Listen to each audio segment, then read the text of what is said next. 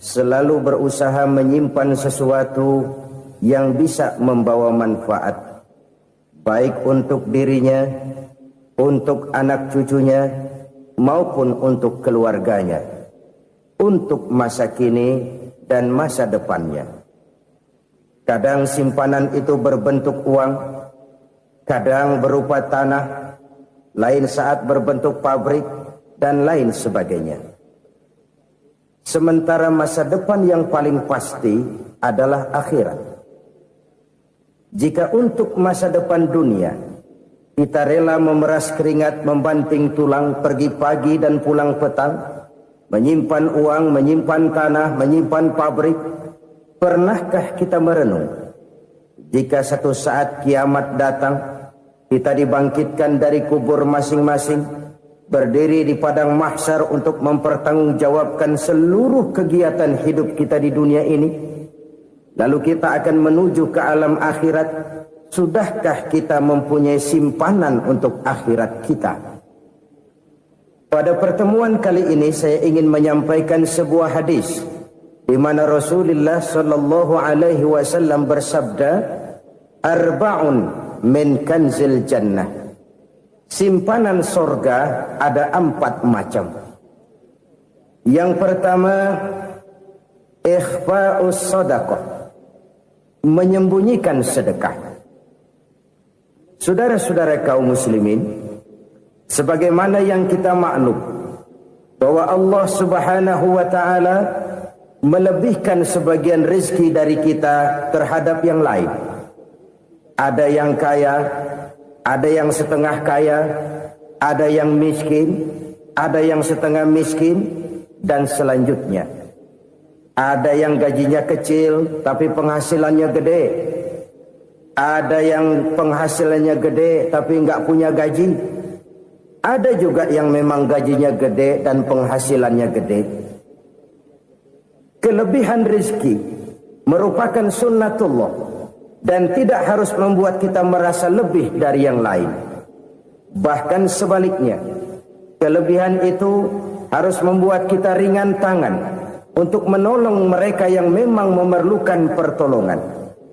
Kalau saudara diberikan ilmu, maka pertanyaan akhirat cuma satu: ilmumu kau amalkan untuk apa? Kalau saudara diberikan umur yang panjang, pengadilan akhirat juga bertanya satu: umurmu kau habiskan di mana? Tapi kalau saudara diberikan harta, pengadilan akhirat akan bertanya dua: hartamu kau dapat dari mana? Kau belanjakan kemana? Dari mananya ditanya dan kemananya juga ditanya. Oleh karena kita akan dimintakan pertanggungan jawab, maka amanah yang bernama harta ini harus kita gunakan dengan sebaik-baiknya. Ada penggunaan yang merupakan kewajiban, itu zakat namanya. Ada penggunaan yang sewaktu-waktu, itu infak namanya. Ada yang lebih sewaktu-waktu lagi, dan itu sedekah namanya. Zakat dia terikat oleh haul dan nisab, oleh putaran batas waktu dan ukuran dari harta itu sendiri. Sedangkan infak terikat oleh situasi dan kondisi perekonomian seseorang. Sedangkan sedekah tidak terikat dengan apapun. Dalam kondisi seperti apapun kita bisa melakukan sedekah dengan yang terkecil sekalipun. Sampai-sampai Rasulullah sallallahu alaihi wasallam mengajarkan, la tahqiranna minal ma'rufi syai'an walau an talqa akhaka biwajhin talik. Atau ada hadis, tabassumuka fi wajhi akhika laka shadaqah. Senyumanmu kepada temanmu adalah sedekah. Jadi untuk melakukan sedekah tidak harus dalam berbentuk uang.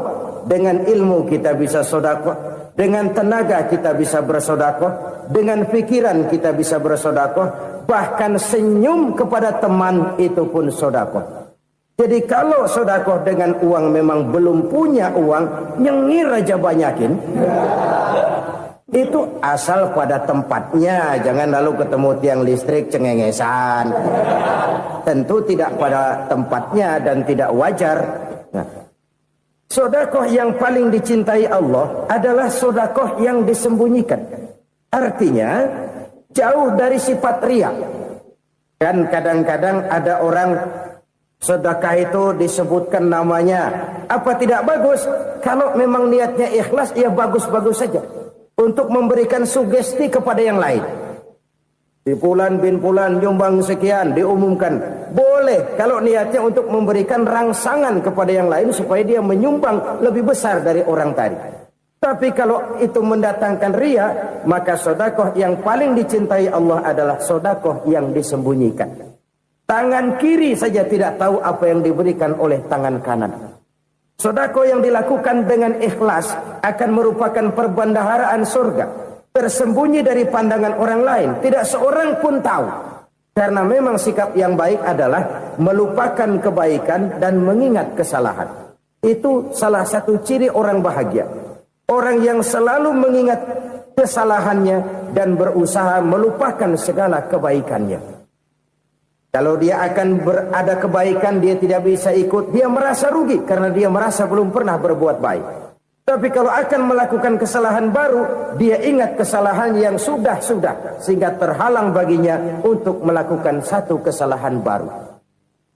Demikianlah saudara-saudara, bahwa Allah melebihkan rizki sebagian kita dari yang lain, agar terjadi tolong-menolong dalam kehidupan ini. Jadi kesenjangan yang nature, kesenjangan yang alami, itu sunnatullah. Ada yang kaya, ada yang miskin, ada yang kelas menengah. Nah, kenapa lalu sekarang kita berusaha mengentaskan kemiskinan? Oleh karena adanya kesenjangan struktural. Kalau yang kaya bisa semakin kaya, kenapa yang miskin tidak bisa naik jadi ikut sedikit kaya? Sebab pada dasarnya Islam adalah agama yang sejak turunnya sudah berupaya memerangi kemiskinan.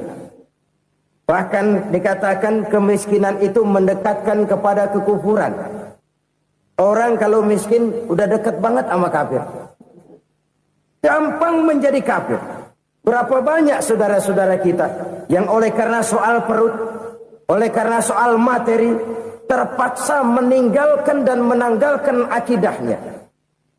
Menjual petunjuk yang diberikan Allah dengan kesenangan dunia yang cuma sebentar ini. Na'udzubillah, thumma na'udzubillah.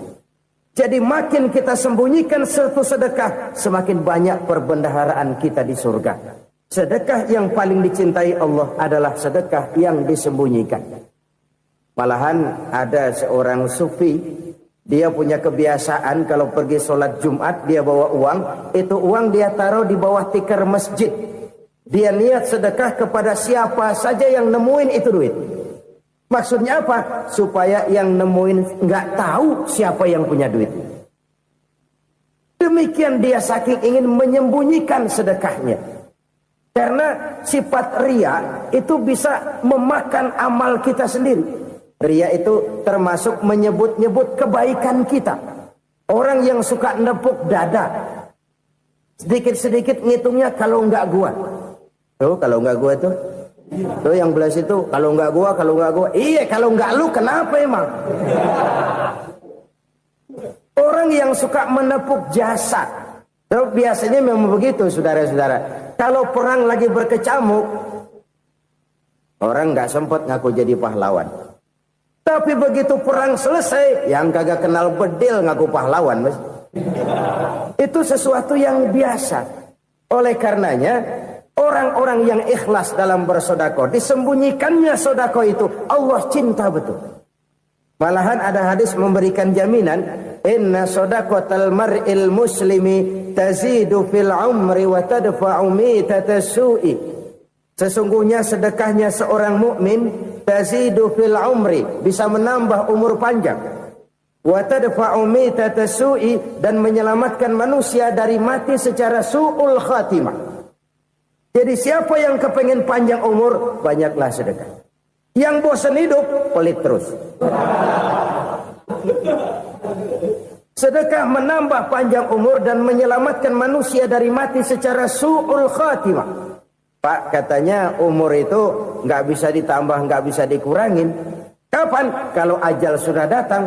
Wa idza jaa ajaluhum la yastakhiruna sa'atan wa la yastaqdimun. Kalau ajal datang tidak bisa dimajukan, tidak bisa dimundurkan. Itu kalau ajal sudah datang. Tidak bisa lagi umur ditambah dikurangi, sudah datang. Tapi kalau belum datang, itu kan haknya Allah. Mau ditambah, mau dikurangi, hak prerogatif Allah. Sebagai pencipta manusia, Allah maha kuasa dan maha mampu. Sedekah ini menambah panjang umur dan menyelamatkan manusia dari mati secara su'ul khatimah.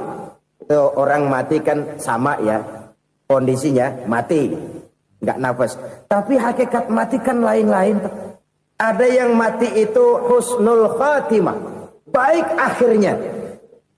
Misalnya lagi ngaji mati, lagi sholat mati, lagi sedekah mati. Ini yang dinamakan dengan husnul khatimah, baik di akhirnya. Sebaliknya ada yang su'ul khatimah, jelek di akhirnya. Ini yang jadi catatan akhir. Lagi nyekek botol, mampus. Lagi banting kartu, modar. Su'ul khatimah, jelek pada akhirnya. Sedekah menyelamatkan manusia dari mati secara su'ul khatimah. Dan kita semua kepengen mendapat husnul khatimah, jauh dari su'ul khatimah. Oleh sebab itu yang bisa menyelamatkan kita dari penyakit itu antara lain adalah sedekah yang disembunyikan. Yang dikerjakan dengan ikhlas karena Allah. Tidak karena kepengen dipuji orang, tidak karena ingin dikatakan orang pemurah, sebab orang dermawan itu orang yang memberi tanpa harus diminta. Kalau masih harus diminta, ya belum dermawan namanya, masih harus diminta. Kalau nggak diminta ya tulus, lolos, polos. Saudara-saudara kaum muslimin rahimakumullah. Harta adalah amanat dan akan kita pertanggungjawabkan. Allah melebihkan rizki sebagian kita dari yang lain agar kita saling tolong menolong, bantu membantu.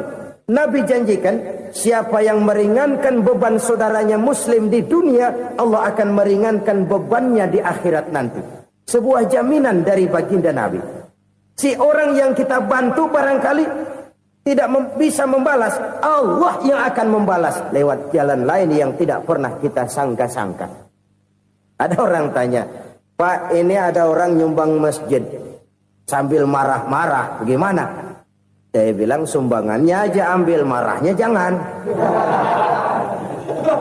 Marahnya jangan diambil, itu urusan dia.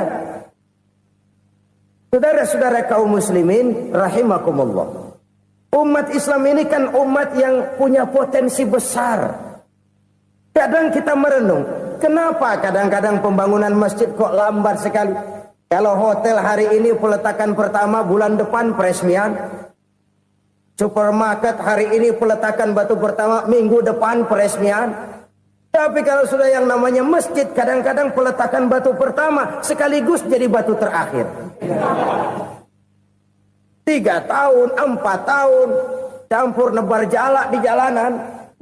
Duit dijaring kayak ikan sepat. Apa tidak ada orang Islam yang kaya? Banyak. Apa tidak ada pengusaha muslim yang jadi konglomerat? Ada. Lalu yang belum banyak itu yang komit terhadap nilai-nilai agamanya. Akhirnya kita jatuh jadi umat yang lemah. Belum ada pengusaha konglomerat muslim buka pabrik supermi cap beduk misalnya umpamanya atau pabrik kecap cap sorban supaya identitas keislamannya sedikit kelihatan. Kita jatuh jadi umat yang lemah karena potensi tidak terinventarisir dengan baik. Kita ini ibarat kompor yang cuma matengin nasi orang lain. Potensi kita dimanfaatkan oleh orang lain. Ukhuwah Islamiyah kita baru terbatas kepada silaturahmi. Ukhuwah di bidang ekonomi kita lemah. Ukhuwah di bidang kebudayaan kita lemah. Apalagi ukhuwah di bidang politik kita lebih rapuh lagi. Padahal ukhuwah itu adalah totalitas kehidupan manusia. Menyangkut ipolek sosbud. Memerlukan nilai-nilai ukhuwah. Jadi oleh karena itu mari kita menyadari. Di dalam harta kita, walaupun kita yang cari, pergi pagi, pulang sore, peras keringat, banting tulang, di sana ada harta anak yatim. Di sana ada hak masjid. Di sana ada hak pesantren, di sana ada hak jihad. Berbahagialah seseorang apabila dia oleh Allah dijadikan keran. Keran itu menyimpan air, tapi tidak untuk dirinya, tapi disalurkannya kepada mereka yang memang memerlukannya. Saudara-saudara kaum muslimin rahimakumullah, ini yang pertama. Jadi perbendaharaan surga adalah menyembunyikan sedekah. Orang lain nggak tahu, kita pun nggak pernah ngitung-ngitung. Kita anggap lewat begitu saja, padahal itu deposit akhirat. Satu. Yang kedua, perbendaharaan surga itu apa? Wa kitmanul musibah, menyembunyikan kesulitan.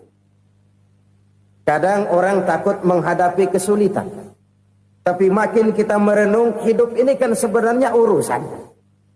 Takut sama urusan, ya jangan hidup. Tandanya orang hidup itu kalau punya urusan. Urusan melupakan problem. Problem sering menimbulkan kesulitan. Kesulitan bukan untuk ditakuti, tapi untuk diatasi dan dicarikan jalan keluarnya. Siapa sih orangnya yang gak pernah sulit-sulit? Makin tinggi status sosialnya, makin gede urusannya. Makin tinggi kualitas imannya, makin berat tingkat kesulitannya. Cuma memang yang namanya enak itu seperti pelangi. Biang lala itu nggak pernah di atas kepala kita, di atas kepala orang melulu. Lo sih enak lo, kata kita. Dia juga bilang yang enak kan lo. Pelangi itu nggak pernah di atas kepala kita. Kata tukang beca, aduh enak ya naik Mercy. Kata tukang beca, apa yang di dalam mobil Mercy? Aduh enak bener tukang beca, di jok ngeringkuk ngorok pules bener.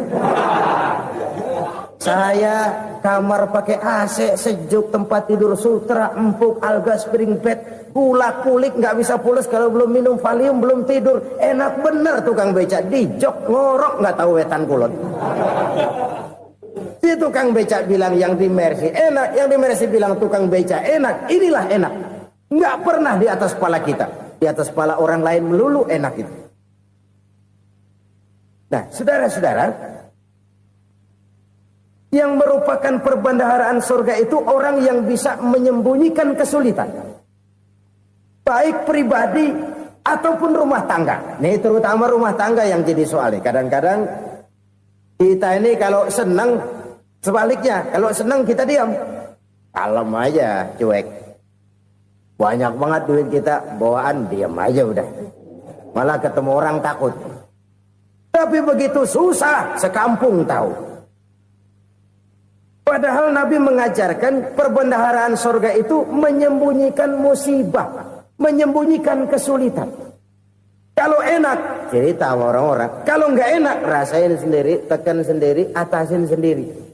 Kita kan sebaliknya, senang kita diam, asal lagi susah, paling tidak kita nyari teman buat cerita kesusahan. Siapa orangnya yang nggak pernah susah? Cuma soalnya bagaimana kita mengatasi kesusahan itu sendiri. Begitu juga misalnya kalau orang sudah berumah tangga, itu orang tuanya harus menjadi tempat dia cerita yang enak-enak saja. Yang nggak enak rasain berdua, selesaikan berdua, atasin berdua. Jangan dibalik. Asal senang diam, giliran susah saja. Maknya laporan. Terbalik. Bisa menjaga security informasi. Maka nama bayam keluar diam, malah seluitan. Enak amat lo makan daging ayam. Security informasi. Saudara-saudara kaum muslimin rahimakumullah.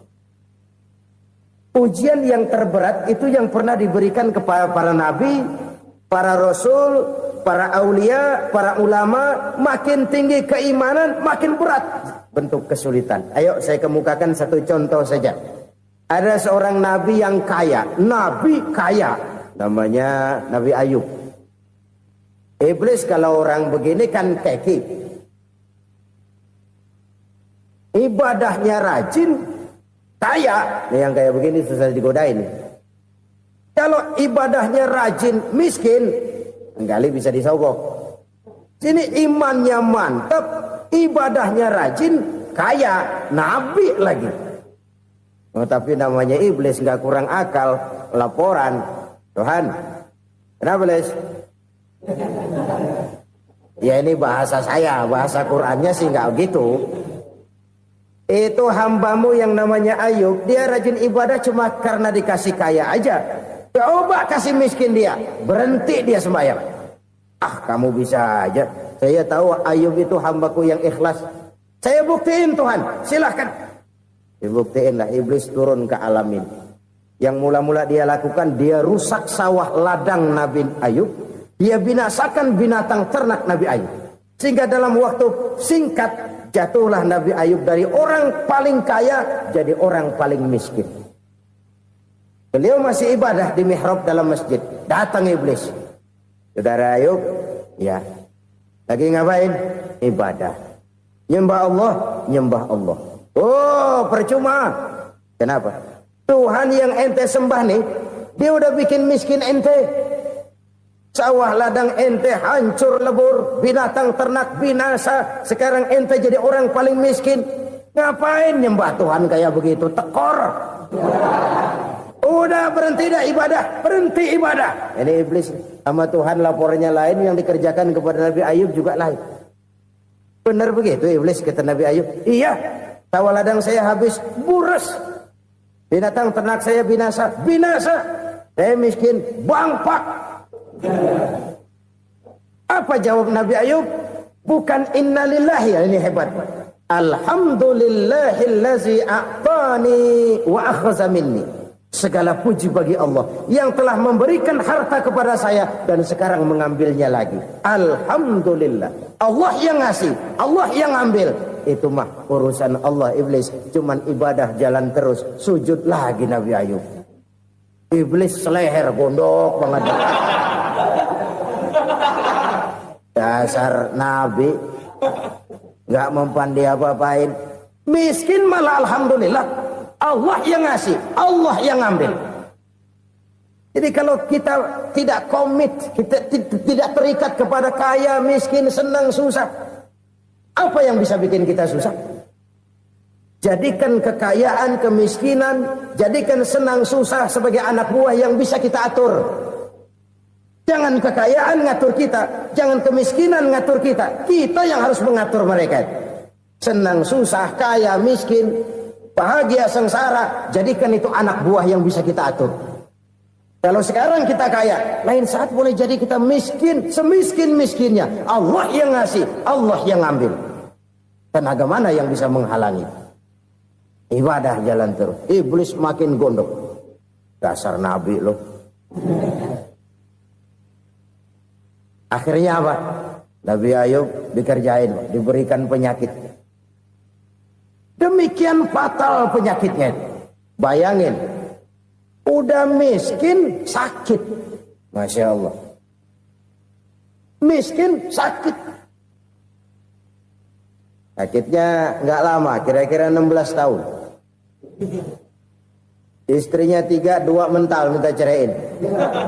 Ngerawatin laki bengek begini. Senang belum tentu, susah udah pasti nih. Cerai aja, cerai dah. Cerai. Tinggal satu Siti Rahmah yang setia menemani beliau. Sesetia-setianya hati perempuan. Satu saat Siti Rahmah bilang, "Bang, iya, abang kan Nabi bang. Lalu, namanya Nabi kan doanya jarang meleset bang. Maksud kamu minta kenapa sih sama Tuhan biar abang sembuh baik dah bang?" Siti Rahmah, iya. Saya sakit berapa tahun sih dah? 16 tahun bang. Sebelum ini saya sehat berapa tahun? Ya kira-kira 60 tahun bang. Nah coba ente banding-bandingin Rahmah. Saya dikasih sehat 60 tahun. Dikasih sakit 16 tahun. Sudah nggak sabar. Mau doa kepada Allah minta sembuh. Saya malu. Malu kepada Allah. Diuji dengan yang luar biasa seperti ini. Tidak mengganggu stabilitas kehambaannya. Dia tetap menghamba kepada Allah subhanahu wa ta'ala. Saudara-saudara kaum muslimin rahimakumullah.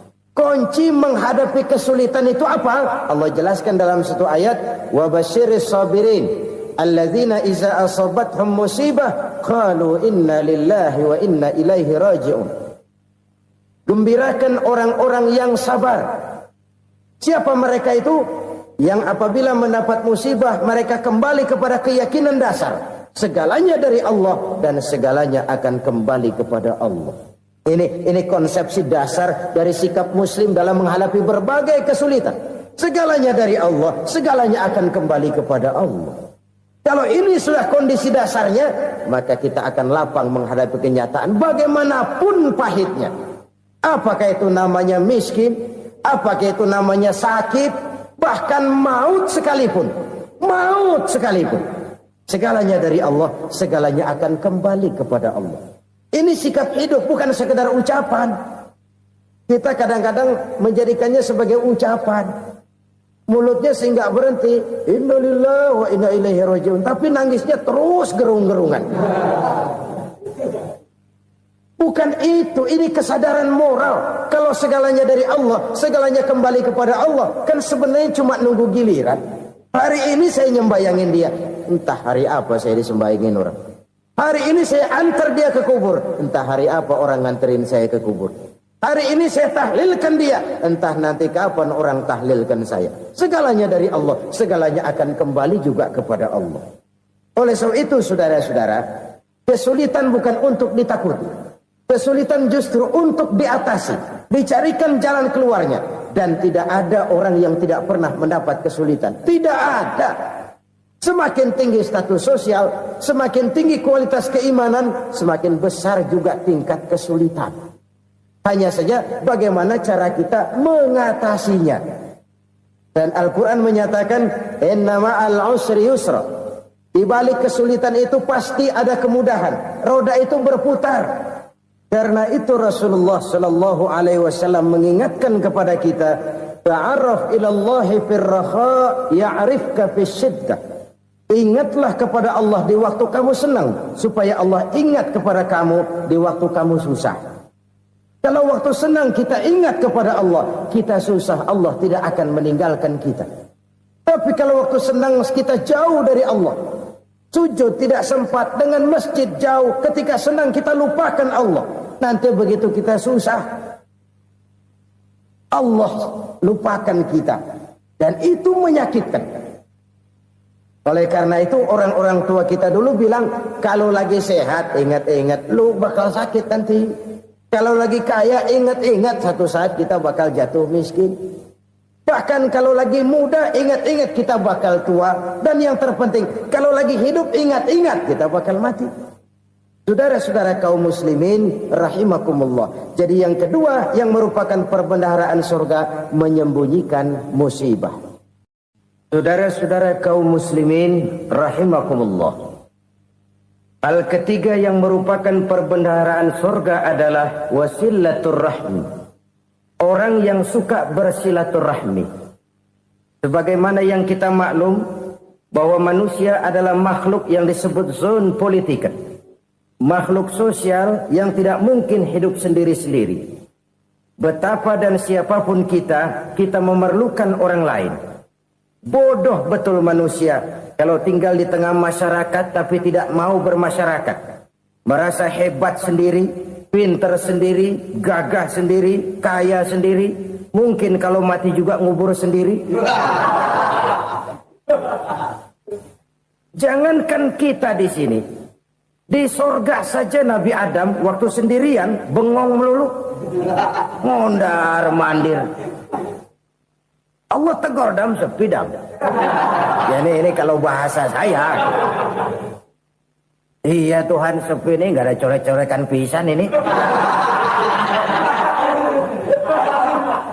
Diciptakan Siti Hawa baru anteng Nabi Adam.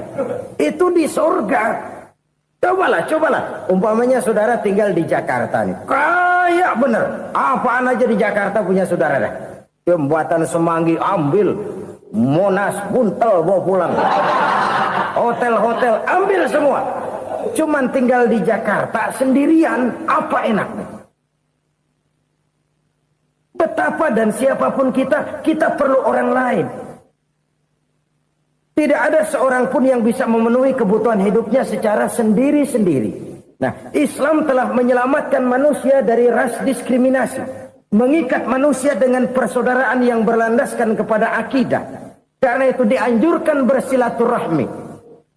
Bahkan Nabi menyatakan, man arada ayyubsata lahu fi rizqihi wa yunsa'a fi atharihi falyasil rahimah. Siapa yang kepengen diluaskan rezekinya dan dipanjangkan usianya, banyaklah ia bersilaturahmi. Siapa yang kepengen dimudahkan rezekinya, hendaknya ia banyak bersilaturahmi. Kalau banyak teman, kesulitan kan paling tidak ada tempat cerita. Udah susah, sendirian kita pikirin diri, nggak ada tempat tukar pikiran. Cepet banget sama bengek. Dilawan sendiri.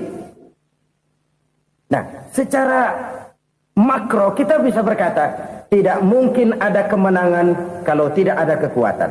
Tidak ada kekuatan kalau tidak ada kesatuan dan persatuan. Tidak mungkin ada kesatuan dan persatuan tanpa semangat silaturahmi. Kalau umat Islam mau menang, dia harus kuat. Kalau umat Islam mau kuat, dia harus bersatu. Kalau umat Islam mau bersatu, dia harus membudayakan silaturahmi ini.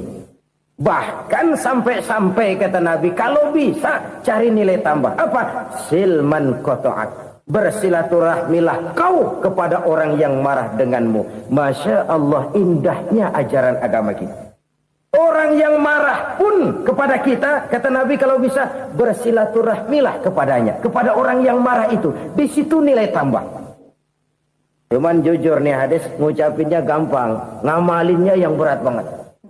Orang marah sama kita, kita disuruh silaturahmi, ada apa malu? Lu marah, ada gua marahan lagi. Tunggu pikirin. Saudara-saudara kaum muslimin rahimakumullah. Tapi ini yang diajarkan, bahkan ini yang dicontohkan oleh baginda Rasul. Bagaimana begitu mudah? Misalnya satu saat Abu Jahal ini ngatur strategi bagaimana bikin Muhammad celaka. Dia gali lubang di depan tempat tidurnya. Dia tutupin daun korma. Terus dia panggil seseorang, ke sini. Kasih tahu Muhammad, pamannya sakit keras, minta ditengokin. Berangkat orang ini ke sana. Muhammad, labbaik. Pamanmu sakit keras, dia minta ditengokin. Baik, saya akan datang menjenguk beliau. Berangkatlah Nabi ke rumah Abu Jahal tanpa prasangka apapun. Abu Jahal udah pasang setil, selimut 3 rangkap setengah dipakai. Persis kayak orang meriang. Tapi sembari ngintip dari balik selimut. Begitu Muhammad buka pintu, nah, masuk perangkap nih. Muhammad jalan menuju tempat pembaringan. Makin lama makin dekat, makin lama makin dekat. Makin dekat ke lubang yang dipasang oleh Abu Jahal itu. Dalam hati Abu Jahal, terus dah jatuh, mampus dah lo ini. Mampus lo hari ini nih. Apa yang terjadi? Malaikat Jibril datang. Muhammad, pamanmu cuma pura-pura sakit. Di depan tempat tidurnya ada lubang perangkap supaya kamu jatuh ke situ. Sudah, kamu pulang. Balik kanan Nabi. Sudah hampir jatuh ke lubang, balik kanan, pulang. Bayangin kecewanya Abu Jahal. Muhammad dikit lagi, Muhammad dikit lagi. Enggak paman, saya pulang aja. Emosi bangun dari tempat tidur, enggak sadar kalau lagi pura-pura sakit. Lompat ngejar Nabi, dia lupa dengan lubang yang dia gali. Serak, nyemplung sendiri ke dalam lubang.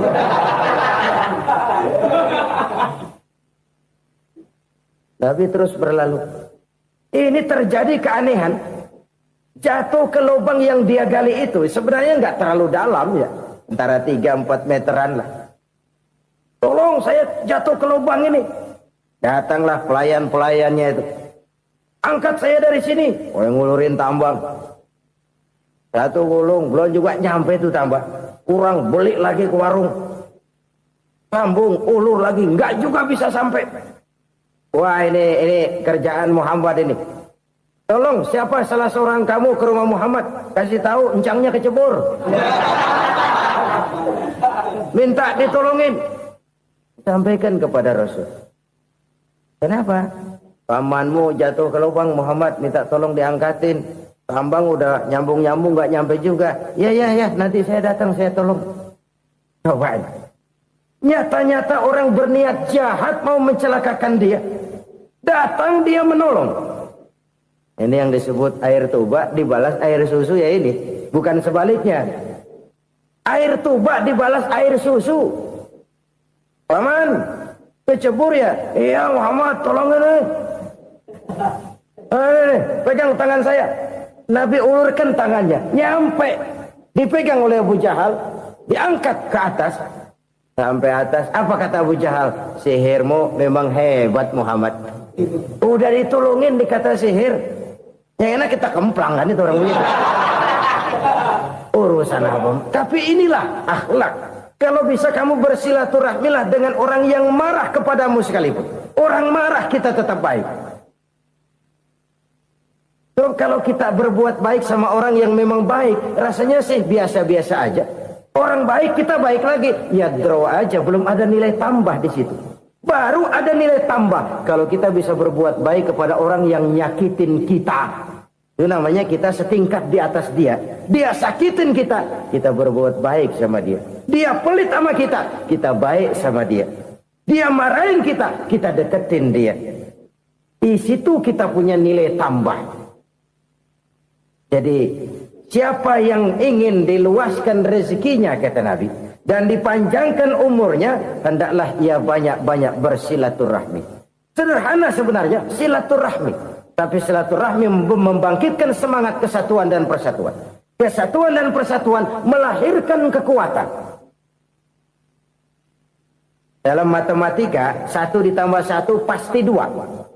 Tapi di tengah masyarakat, 1 orang takut ditambah 1 orang takut, hasilnya jadi 2 orang setengah berani.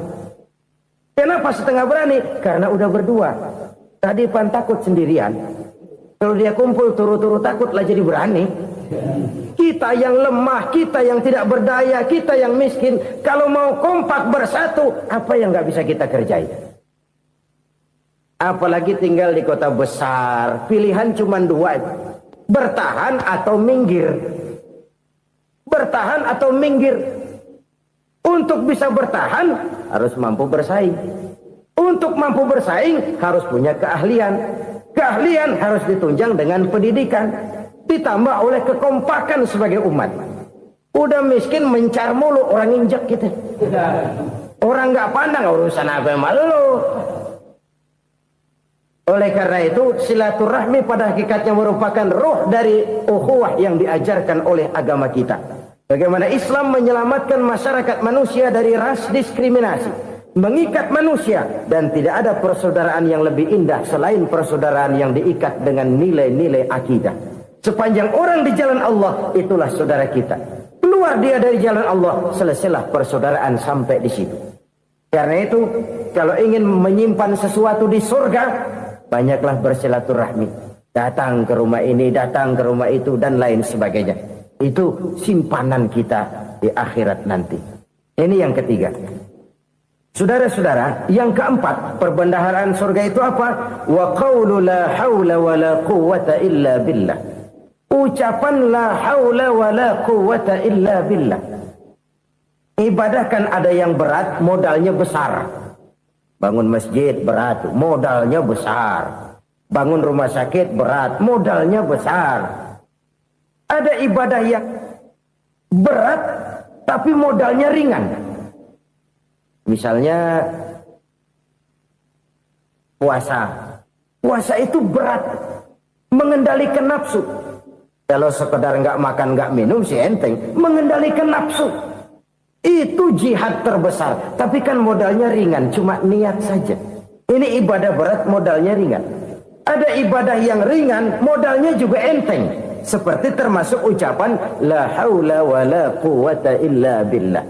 Tanpa sadar, la haula wa la quwwata illa billah, nyelengin tuh di surga. Nyelengin, kita nggak terasa, nyelengin simpenan akhirat.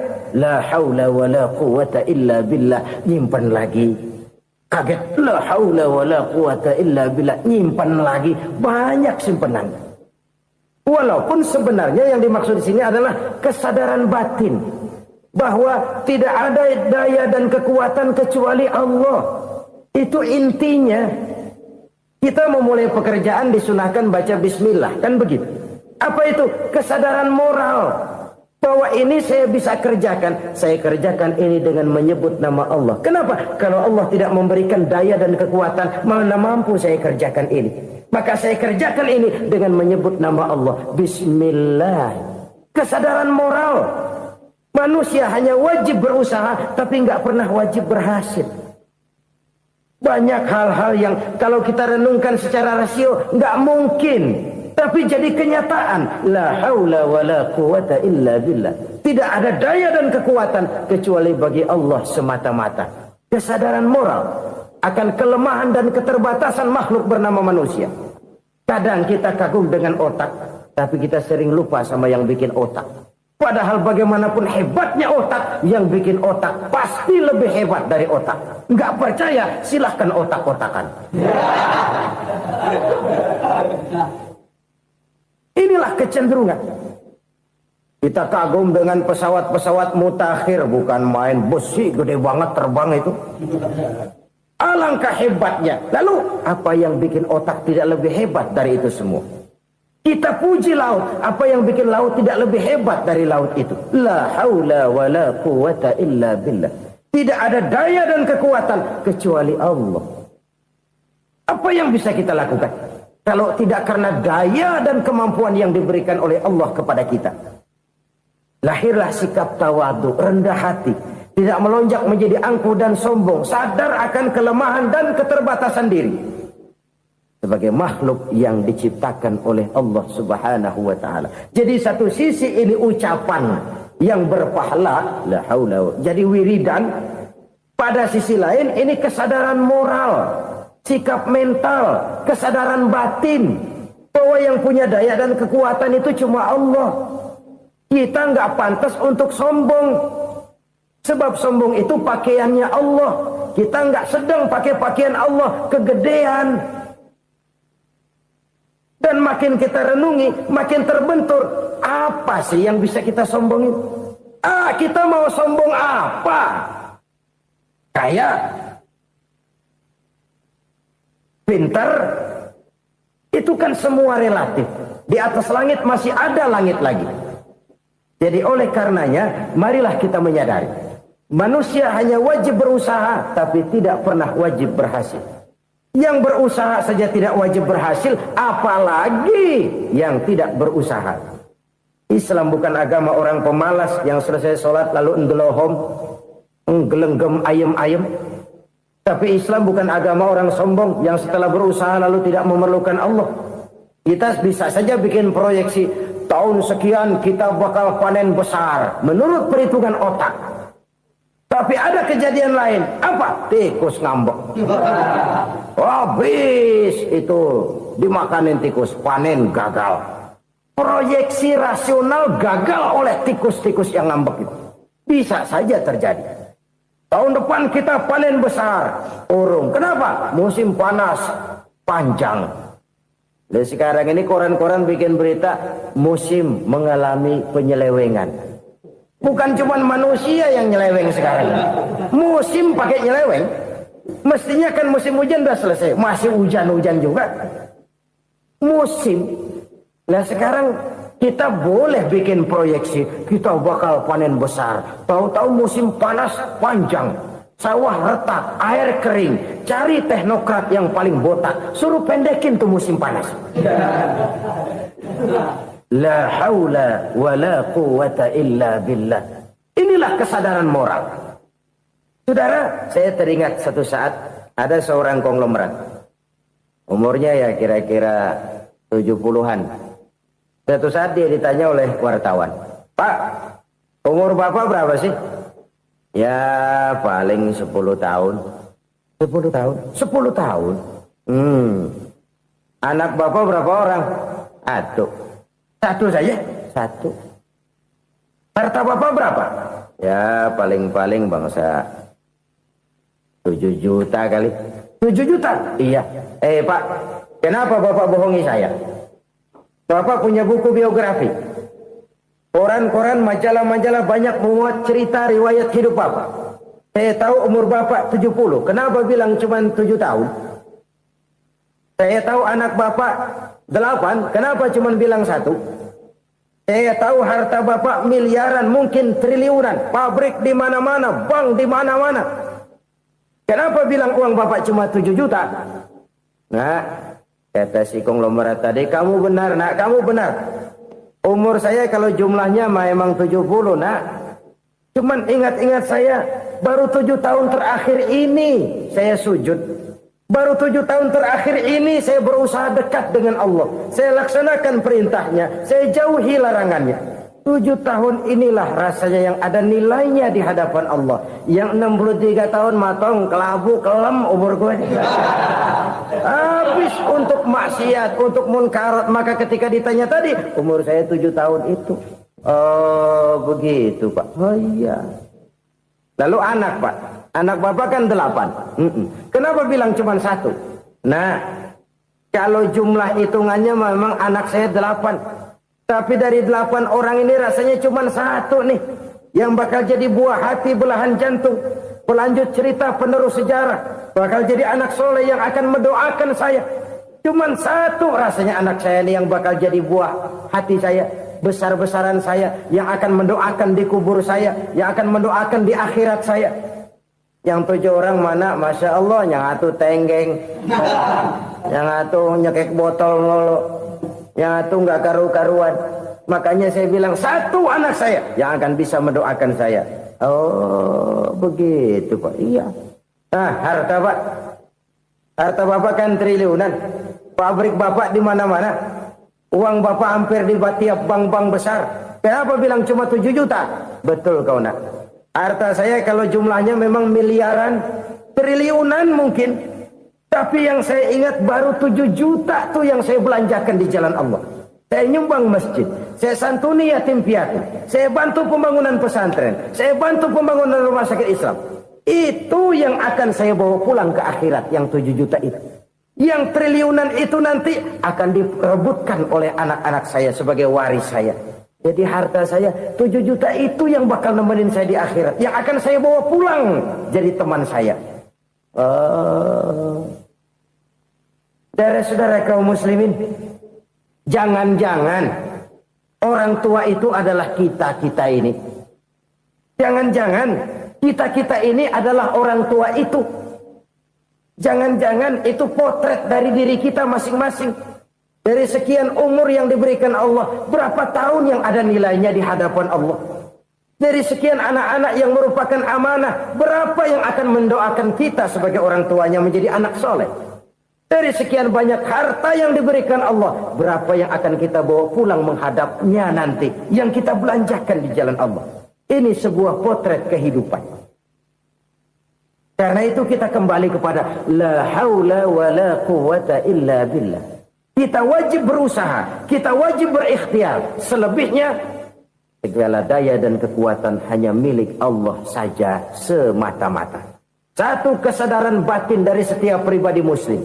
Setelah ia berusaha dan berikhtiar, ia menyerahkannya kepada Allah Subhanahu wa ta'ala. Jadi, satu sisi ini merupakan wiridan ucapan yang mengandung pahala. Pada sisi lain, ini merupakan sikap batin dari seorang muslim di dalam ia menghadapi realitas kehidupan ini.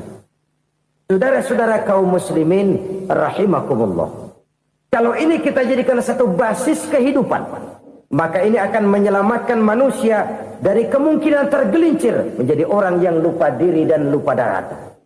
Sebab itu Imamul Ghazali berpesan, jadidis safinah fa innal bahra amiq wa khuziz zad fa inna safara ba'id wa khaffifil hamla fa innal hamla sadid.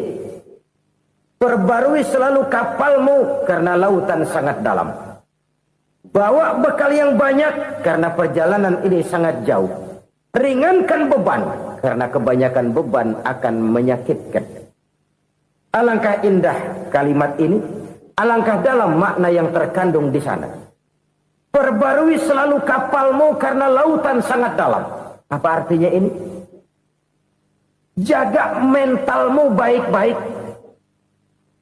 Pelihara imanmu baik-baik karena hidup penuh cobaan seperti lautan. Kita kalau berlayar di lautan kan kadang-kadang tenang, angin bertiup sepoi-sepoi basah. Jika malam datang bintang gemintang bertabur menghias cakrawala. Rembulan memantulkan sinarnya dengan indah. Dalam keadaan begitu berlayar enak. Tapi lain saat ombak menggunung, halilintar menyambar, angin topan bertiup. Berapa banyak sudah saudara-saudara kita yang tenggelam di lautan dunia tanpa sadar bahwa dia belum sampai kepada pantai yang akan dituju. Berapa banyak sudah saudara-saudara kita yang tenggelam di lautan dunia ini tanpa sempat bangkit lagi. Dia menyangka sudah sampai kepada tujuannya. Hati-hati kapal jangan sampai bocor karena lautan sangat dalam. Iman ini jaga baik-baik karena hidup penuh dengan ujian. Wa khuzizat fa inna safara ba'id. Bawa bekal yang banyak karena perjalanan sangat jauh. Saudara mau ke Bandung, bawa duit. Saudara mau ke Surabaya, banyakan lagi duitnya. Saudara mau ke Mekah, gepokan, iketan tuh duit nggak lembaran lagi. Makin jauh perjalanan, makin banyak bekal yang harus kita bawa. Kalau saudara dari Jakarta mau ke Surabaya, kagak bawa duit berangkat juga, itu sih bukan berani namanya, nekat. Sampai Surabaya belum tentu, sengsara di jalan udah pasti. Kenapa? Nggak bawa bekal berangkat. Sama juga kita nih, misalnya belum sempat sembahyang, mati. Waduh, berani banget orang. Belum punya bekal, mati. Sengsara di jalan. Atau bekal tidak cukup. Dari Jakarta saudara mau ke Surabaya, bawa duit 500 perak. Paling jauh Cikampek nyampenya itu. Paling jauh itu. Antara jauhnya perjalanan dengan bekal yang saudara bawa tidak seimbang. Hidup ini perjalanan panjang. A walking tour. Dimulai dari alam arwah. Sebelum jasad diciptakan, roh diciptakan lebih dulu. Dari situ pindah ke alam rahim. Dari alam rahim pindah ke alam dunia. Dari alam dunia pindah ke alam barzah. Baru menuju akhirat. Satu perjalanan panjang. Kalau bekal tidak bawa, sengsara di jalan. Bawa bekal yang banyak karena perjalanan ini sangat jauh. Wa khaffifil hamla, ringankan beban karena beban itu cuma akan menyulitkan. Kalau bekal itu sih keperluan, tapi beban nggak kita perluin, cuma ngeberat-ngeberatin. Apa ini beban? Dosa, kecurangan, kebatilan, kezoliman, ketidakadilan, kesewenang-wenangan. Itu akan jadi beban kita di akhirat. Alangkah celakanya, perjalanan panjang, bekal tidak bawa, beban kelewat banyak, alamat sengsara di jalan. Pahala tidak ada, dosa berlipat ganda. Na'udzubillah, summa na'udzubillah. Kalau kita rangkum nasihat Al-Ghazali dengan kisah si konglomerat tadi, kita akan mengambil kesimpulan. Pertama, bekal terbaik dalam menghadapi gejolak kehidupan ini tidak lain adalah iman. Yang kedua, pahala dan dosa. Dua hal kontroversial. Pahala adalah bekal, dosa adalah beban. Tapi kita sekarang kan tidak begitu terangsang kepada yang abstrak. Orang berlomba mencari yang konkret-konkret saja. Yang real. Kalau memang dosa, benjol dong. Kira-kira begitu. Kira-kira begitu. Persis orang Yahudi dulu. Orang Yahudi itu kan pernah minta kepada Nabi Musa. Ya Musa, lan nu'mina laka hatta narallaha jahrah. Musa, kami nggak bakal mau beriman kepada Allah kalau belum kami lihat Allah ada nongkrong di depan kami. Kalau memang Tuhan ada, taruh dong di depan kami. Mau yang konkret-konkret saja. Kalau memang dosa, benjol dong. Kalau memang pahala, berasa dong. Orang terangsang kepada yang real, yang konkret-konkret saja. Karena itu, untuk mengejar dosa, orang mau bayar. Tapi untuk mengejar pahala, walaupun tidak bayar, orang segan. Ini yang dikatakan oleh Nabi, kamu mengharapkan ke surga, tapi kamu berat melaksanakan sesuatu yang bisa membawa kamu ke surga. Kamu ingin jauh dari neraka, tapi tiap saat kamu lakukan perbuatan-perbuatan yang justru menjerumuskan kamu ke neraka. Idda'aitum an-najata minan nar wa ramaitum fiha anfusakum. Kamu ingin selamat dari neraka, tapi kamu lemparkan diri kamu ke neraka. Kamu ingin masuk surga, tapi berat sekali kamu melakukan perbuatan-perbuatan yang bisa menyampaikan kamu di surga. Saudara-saudara kaum muslimin rahimakumullah. Jadi hal keempat yang merupakan perbendaharaan surga adalah la haula wa la quwwata illa billah.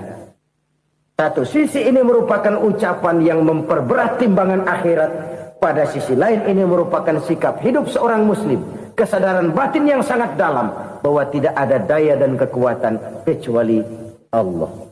Dan itu kita simbolkan pada saat memulai pekerjaan dengan Bismillah. Dengan menyebut nama Allah. Satu kesadaran moral. Saya hanya bisa melakukan ini karena diberikan daya dan kekuatan oleh Allah. Lahirlah sikap tawadu, rendah hati, tidak melonjak menjadi angkuh dan sombong. Saudara-saudara, sampai sini dulu jumpa kita kali ini. Semoga 4 perbendaharaan surga ini dapat kita lakukan, yang kelak akan merupakan bekal kita di kemudian hari nanti. Amin ya rabbal alamin. Bapak-bapak, ibu-ibu, saudara-saudara kaum muslimin rahimakumullah. Di dalam kehidupan kita sebagai seorang muslim, minimal 5 kali dalam sehari semalam kita mendengar seruan untuk mendirikan solat yang disebut azan. Ada kalimat menarik di dalam kalimat azan itu, yakni seruan hayya 'alal falah, marilah menuju kepada keberuntungan, marilah meraih kemenangan. Seruan ini adalah kecenderungan dari setiap manusia, apapun warna kulitnya. Artinya, setiap orang dalam hidup selalu ingin meraih dan mencari kemenangan. Kemenangan akan melahirkan kepuasan batin, dan kepuasan batin memberikan kebahagiaan. Sedangkan kekalahan melahirkan penderitaan batin, dan penderitaan batin menjerumuskan seseorang di dalam berbagai bentuk kerugian. Jikalau inilah seruan azan, maka masalahnya ialah apa yang menyebabkan kita meraih kemenangan. Al-Quranul Karim memberikan tuntunan dan ajaran kepada kita bahwa orang-orang yang memperoleh kemenangan itu tidak lain adalah orang-orang yang bertakwa. Hanyalah mereka yang bertakwa kepada Allah Subhanahu wa ta'ala pada akhirnya akan tampil sebagai pemenang. Lalu siapa orang yang bertakwa itu? Dijelaskan dalam awal-awal Al-Baqarah, orang yang bertakwa yang akan meraih kemenangan. Pertama, allazina yu'minuna bil ghaib, yaitu orang-orang yang beriman kepada yang gaib. Percaya bahwa ada alam yang gaib, alam yang abstrak, alam yang tidak bisa dijangkau oleh salah satu daripada panca indera kita. Mereka percaya dan beriman kepada adanya malaikat, beriman kepada adanya iblis dan jin, beriman kepada adanya alam kubur, beriman kepada adanya alam mahsyar, beriman kepada adanya alam akhirat, beriman kepada adanya surga dan neraka. Beriman bukan cuma sekedar beriman dalam ucapan bibir saja, tetapi beriman yang nilai iman itu mampu mewarnai gerak dan gaya hidupnya. Iman yang meresap sampai ke tulang sumsum, kemudian memberikan dampak positif di dalam kehidupan manusia. Alam, kita tahu, adalah sesuatu yang selain Allah, dan Allah bukanlah alam. Apapun namanya selain daripada Allah, itu adalah alam. Alam pada hakikatnya terbagi menjadi 2. Ada alam syahadah, alam nyata, alam konkret, alam yang bisa dijangkau oleh salah satu indera kita. Kemudian ada alam ghaib, alam yang tidak bisa dijangkau oleh panca indera kita, alam metafisika, alam abstrak, alam yang wajib kita imani keberadaannya. Kita percaya bahwa malaikat itu ada, Kita percaya kepada jin, bahwa jin itu ada. Kita percaya kepada adanya iblis dan setan. Bukan percaya kepada iblis dan setannya, percaya bahwa iblis dan setan itu ada. Itu termasuk salah satu daripada sifat orang yang bertakwa kepada Allah. Saudara-saudara kaum muslimin rahimakumullah, kecenderungan pembangunan yang lebih bersifat materialistis biasanya menggeser aspek kehidupan rohani. Orang berpikir empiri, dan dalam pola pikir yang demikian maka alam gaib tidak lagi mendapat perhatian. Aspek kehidupan yang bersifat rohaniah malah mulai ditinggalkan. Akibatnya terjadilah kepincangan di dalam kehidupan kita. Pernah ada satu pengalaman pribadi dalam perjalanan kembali ke tanah air. Dalam pesawat di sebelah kanan saya duduklah seorang Jerman, namanya Heiner Simonsen. Iseng saya ajak kenalan, saya ajak ngobrol, saya tanya dia. Saya bilang, Mas Heiner ini, kalau pesawat yang kita tumpangi ini jatuh ke bawah, kira-kira apa yang bakal terjadi, Mas? Dia bilang, kita semua akan mati. Begitu? Iya. Oke. Apa itu mati? Tanya saya. Dia bilang, untuk tahu apa itu mati, kita harus tahu lebih dahulu apa itu hidup. Saya pikir nih bule bisa ngomong juga. Baiklah kata saya. Apa hidup menurut Anda itu? Oh, hidup itu dia bilang, kalau seluruh anggota badan kita bekerja secara normal, paru-paru memompa darah secara normal, jantung berdetak secara normal, sel-sel tubuh bekerja secara fit, dan organisme tubuh hanya mau bekerja secara normal, dia bilang, kalau kita memberi makan yang cukup, menu yang teratur, dan gizi yang lengkap. Saya bilang, kesimpulannya apa, Ner? Dia jawab, hidup adalah dari tangan ke mulut. Life is from the hand to the mouth, kata dia. Hidup adalah dari tangan ke mulut. Jadi masalah hidup tidak lebih daripada masalah isi perut.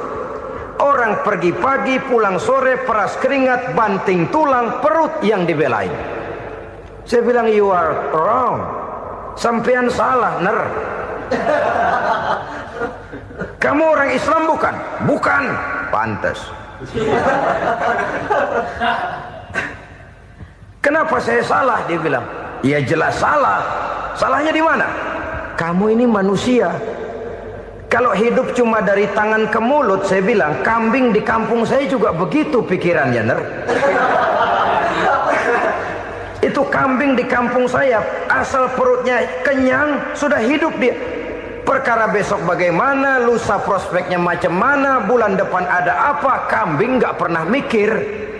Di kampung saya kambing juga pikirannya begitu. Kamu Kristen ya? Tadinya. Loh kok tadinya, lalu apa sekarang kamu ini? Dia bilang, sekarang saya netral. Saya tidak beragama, tapi saya percaya kepada Tuhan sebagai pencipta alam.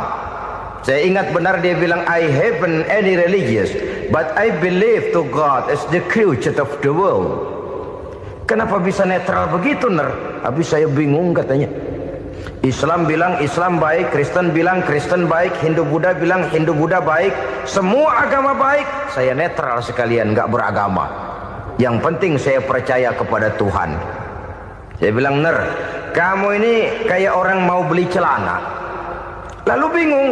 Yang satu bilang Levi's bagus, yang satu bilang Blue Jean hebat, yang satu bilang Wool England hebat. Celana ini hebat, celana itu bagus, celana ini hebat. Semua celana bagus, kamu bingung. Akhirnya netral, tidak pakai celana. Itu juga salah. Saya pikir-pikir, kemudian saya melihat bahwa dua pola berpikir Heiner ini nampaknya sudah mulai menggejala di lingkungan masyarakat bangsa kita. Disadari atau tidak, secara jujur kita harus berkata, dua pola pemikiran Heiner ini mulai berkembang di tengah masyarakat bangsa kita. Pertama, pola pikir materialisme. Hidup adalah dari tangan ke mulut. Masalah hidup tidak lebih masalah isi perut. Itu yang perlu dibela, dan disitulah arti kehidupan. Pergi pagi, pulang sore, peras keringat, banting tulang untuk mempertahankan perut. Kalau sudah kemari cara orang berpikir, maka buat apa percaya kepada yang gaib? Untuk apa sholat? Untuk apa puasa? Untuk apa zakat? Untuk apa menghadiri majelis taklim? Tanpa kepercayaan kepada yang gaib, hidup berjalan menurut alur empiris dan materialis. Kalau sudah ke sana cara orang berpikir, biasanya orang lalu cenderung menghalalkan segala cara. Hanyalah orang yang percaya bahwa akhirat ada. Hanyalah orang yang percaya bahwa alam kubur itu ada.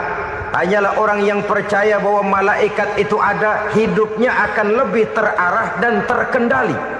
Karena kepercayaan kepada yang gaib, yang merupakan fase daripada kehidupan setelah hidup yang sekarang ini, mewarnai gerak pribadi seseorang di dalam dia melakukan kegiatan hidupnya. Pola berpikir materialisme, disadari atau tidak, mulai menggejala di lingkungan masyarakat bangsa kita. Hidup tidak lebih dari urusan tangan ke mulut, mulut ke tangan, tangan ke mulut. Asal perut sudah kenyang, hiduplah sudah. Perkara bagaimana prospek hari yang akan datang, bagaimana akhirat, tidak jadi persoalan. Ini yang oleh Nabi diperingatkan, ad-dunya sijnul mu'min wa jannatul kafir.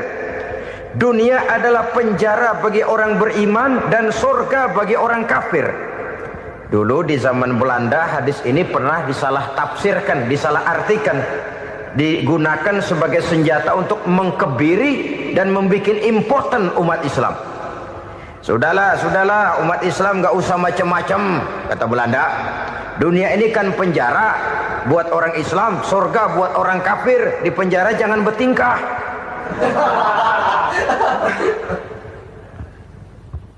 Pengertiannya tidak begitu.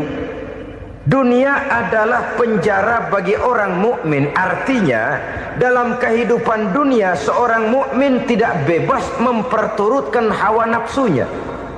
Di penjara hawa nafsunya itu. Sebaliknya surga bagi orang-orang kafir. Buat orang kafir, surgalah dunia ini. Mereka bebas memperturutkan hawa nafsunya. Dilarang tidak terlarang, dicegah pun tidak tercegah. Mereka hidup menurut alur bisikan nafsu mereka sendiri. Kemudian bila ajal datang, maut merenggut nyawa, selesailah surganya sampai di situ. Maka bagi orang-orang yang tidak percaya kepada adanya akhirat, kepada adanya alam gaib, surganya sebatas umurnya. Sekali lagi, surganya sebatas umurnya. Bila umur selesai, ajal pun datang merenggut nyawa, selesailah sudah surganya sampai di situ. Alangkah pendeknya perjalanan orang-orang yang tidak percaya kepada alam gaib ini. Bagi kita mukmin, jikalau kita mampu memenjarakan hawa nafsu, kita bisa bahagia di dunia ini. Dan Islam memang tidak menyuruh kita sengsara di dunia. Raih dunia, kejar dunia, gapai dunia sebagai alat untuk mencapai kebahagiaan di akhirat nanti. Hidup adalah satu perjalanan panjang yang terbentang sejak kita terlahir dari alam rahim sampai kepada alam akhirat nanti. Andai kata kita gagal meraih kebahagiaan di dunia, toh kita masih punya akhirat. Tapi jangan jadi dalil yang melemahkan semangat. Biarin dah kita di dunia kebelangsak, yang penting akhirat. Akhirnya dunia benar-benar kebelangsak. Bagaimana dunia ini bisa kita raih, dan bagaimana meraih dunia untuk menunjang kepentingan akhirat nanti. Yang kedua dari pikiran Heiner yang saya lihat menggejala di lingkungan masyarakat bangsa kita, timbulnya manusia-manusia netral. Seolah-olah Tuhan yes, agama no. Sama Tuhan percaya, agama ogah. Tuhan ngangguk, giliran agama godeng. Padahal hampir dalam setiap ayat dalam Quran, kata-kata amanu biasanya bergandeng dengan wa amilus shalihat. iman dan amal soleh. Ini sebagai isyarat Tuhan dan agama jangan pernah dipisah-pisah. Apabila kita bertuhan, maka kita harus beragama. Apabila kita beragama, maka agama itu harus bersumberkan dari Tuhan yang kita imani itu. Tidak mungkin kita pisah, Tuhan yes, agama no. Sama Tuhan percaya tapi agama bikin sendiri. Sembayangnya cukup bengong 2 jam madep ngulon.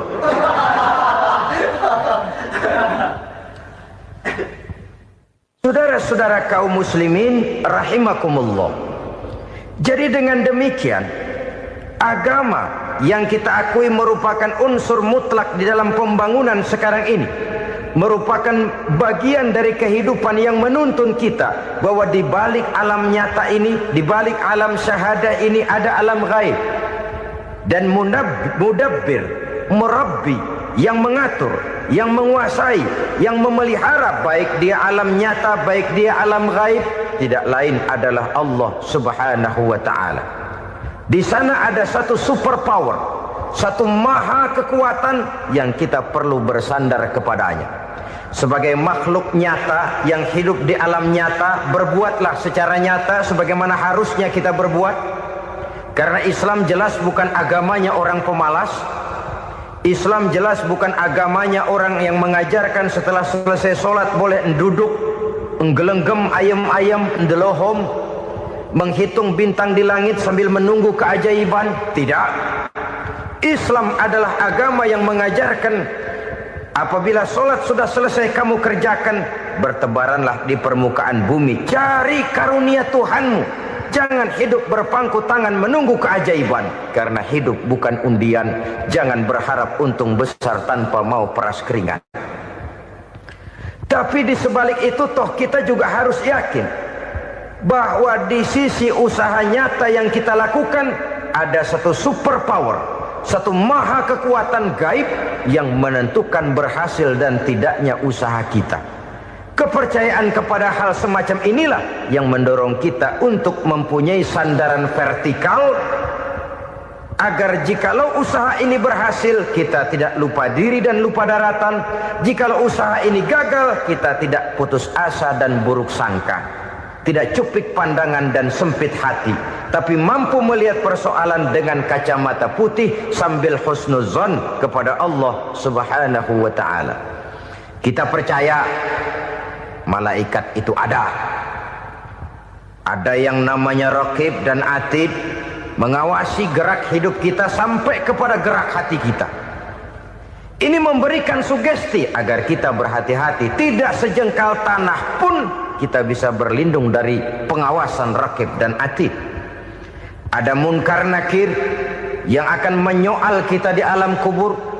Ada malaikat Malik, penjaga neraka. Ada malaikat Ridwan yang menjaga surga. Kita percaya kepada adanya jin, kita percaya kepada adanya setan, iblis. Percaya kepada adanya, bukan mempercayai si setan, si iblis lalu menjadikannya sebagai teman. Tidak. Percaya bahwa mereka itu ada dan merupakan makhluk Allah yang gaib, yang diciptakan Allah Azza wa Jalla. Kepercayaan kepada alam gaib memberikan motivasi terhadap gerak lahir manusia, sehingga dengan motivasi kepercayaan kepada yang gaib, gerak lahir jadi lebih terarah, jadi lebih terpelihara.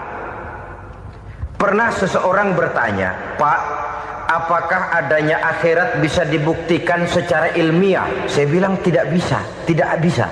Kenapa? Karena yang berangkat nggak pernah pulang kembali lagi. Kalau dia pulang kemari bisa kita tanya bagaimana enak di sono. Cuma secara moral saya katakan, lebih beruntung orang yang percaya kepada akhirat daripada yang tidak. Sekarang saudara percaya akhirat ada, lalu saudara baik-baik di dunia, sholat, puasa, zakat, menolong orang lain, menebarkan kebajikan. Saudara mati, andai kata akhirat tidak ada, toh dalam hidup saudara sudah berbuat baik, paling tidak nama saudara akan dikenang sebagai orang baik. Sebaliknya, saudara percaya, kata saya, bahwa akhirat tidak ada, lalu hidup semau-maunya, tenggelam dalam maksiat dan munkarat, menentang Allah, tidak mau ruku dan sujud. Lalu saudara mati, kemudian akhirat ada, ayo mau apa? Bekal tidak punya. Jadi secara moral lebih beruntung orang yang percaya kepada adanya akhirat daripada yang tidak percaya. Dan itu alam gaib yang tidak bisa dibuktikan secara eksat. Jangankan untuk membuktikan seperti itu, dalam kehidupan sehari-hari saja yang kita rasakan tidak selalu berbentuk toh. Angin, bagaimana sih bentuknya angin? Kita tidak tahu. Merah, buktinya kalau dikerok merah. Yang merah itu kulit, yang kulit kita bukan anginnya. Sakit, rasa sakit itu ada, tapi bagaimana bentuk sakit? Kita nggak pernah tahu. Kalau kita makan cabai pedas, bagaimana bentuk pedas itu tidak ada, tapi rasa ada. Bentuk pedas hijau, cabainya bukan pedasnya. Tidak semua yang kita rasakan bisa kita gambarkan dalam bentuk yang konkret. Oleh karena itu, sekali lagi bahwa kepercayaan kepada alam yang gaib mampu memberikan satu sugesti yang menata kehidupan seseorang lebih lurus, lebih terarah, dan lebih terkendali. Maka wajar kalau kepercayaan kepada yang gaib mengantarkan seseorang untuk meraih kemenangan. Kenapa? Dia percaya kepada yang gaib, bahwa akhirat ada, bahwa alam kubur ada, bahwa pertanggungan jawab itu ada. Maka dia lalu tidak hidup saenae udele dewe, itu loh.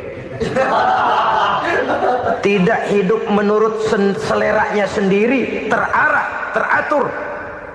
Ini cirinya yang pertama. Orang bertakwa yang akan meraih kemenangan, mereka beriman, mereka percaya kepada yang gaib.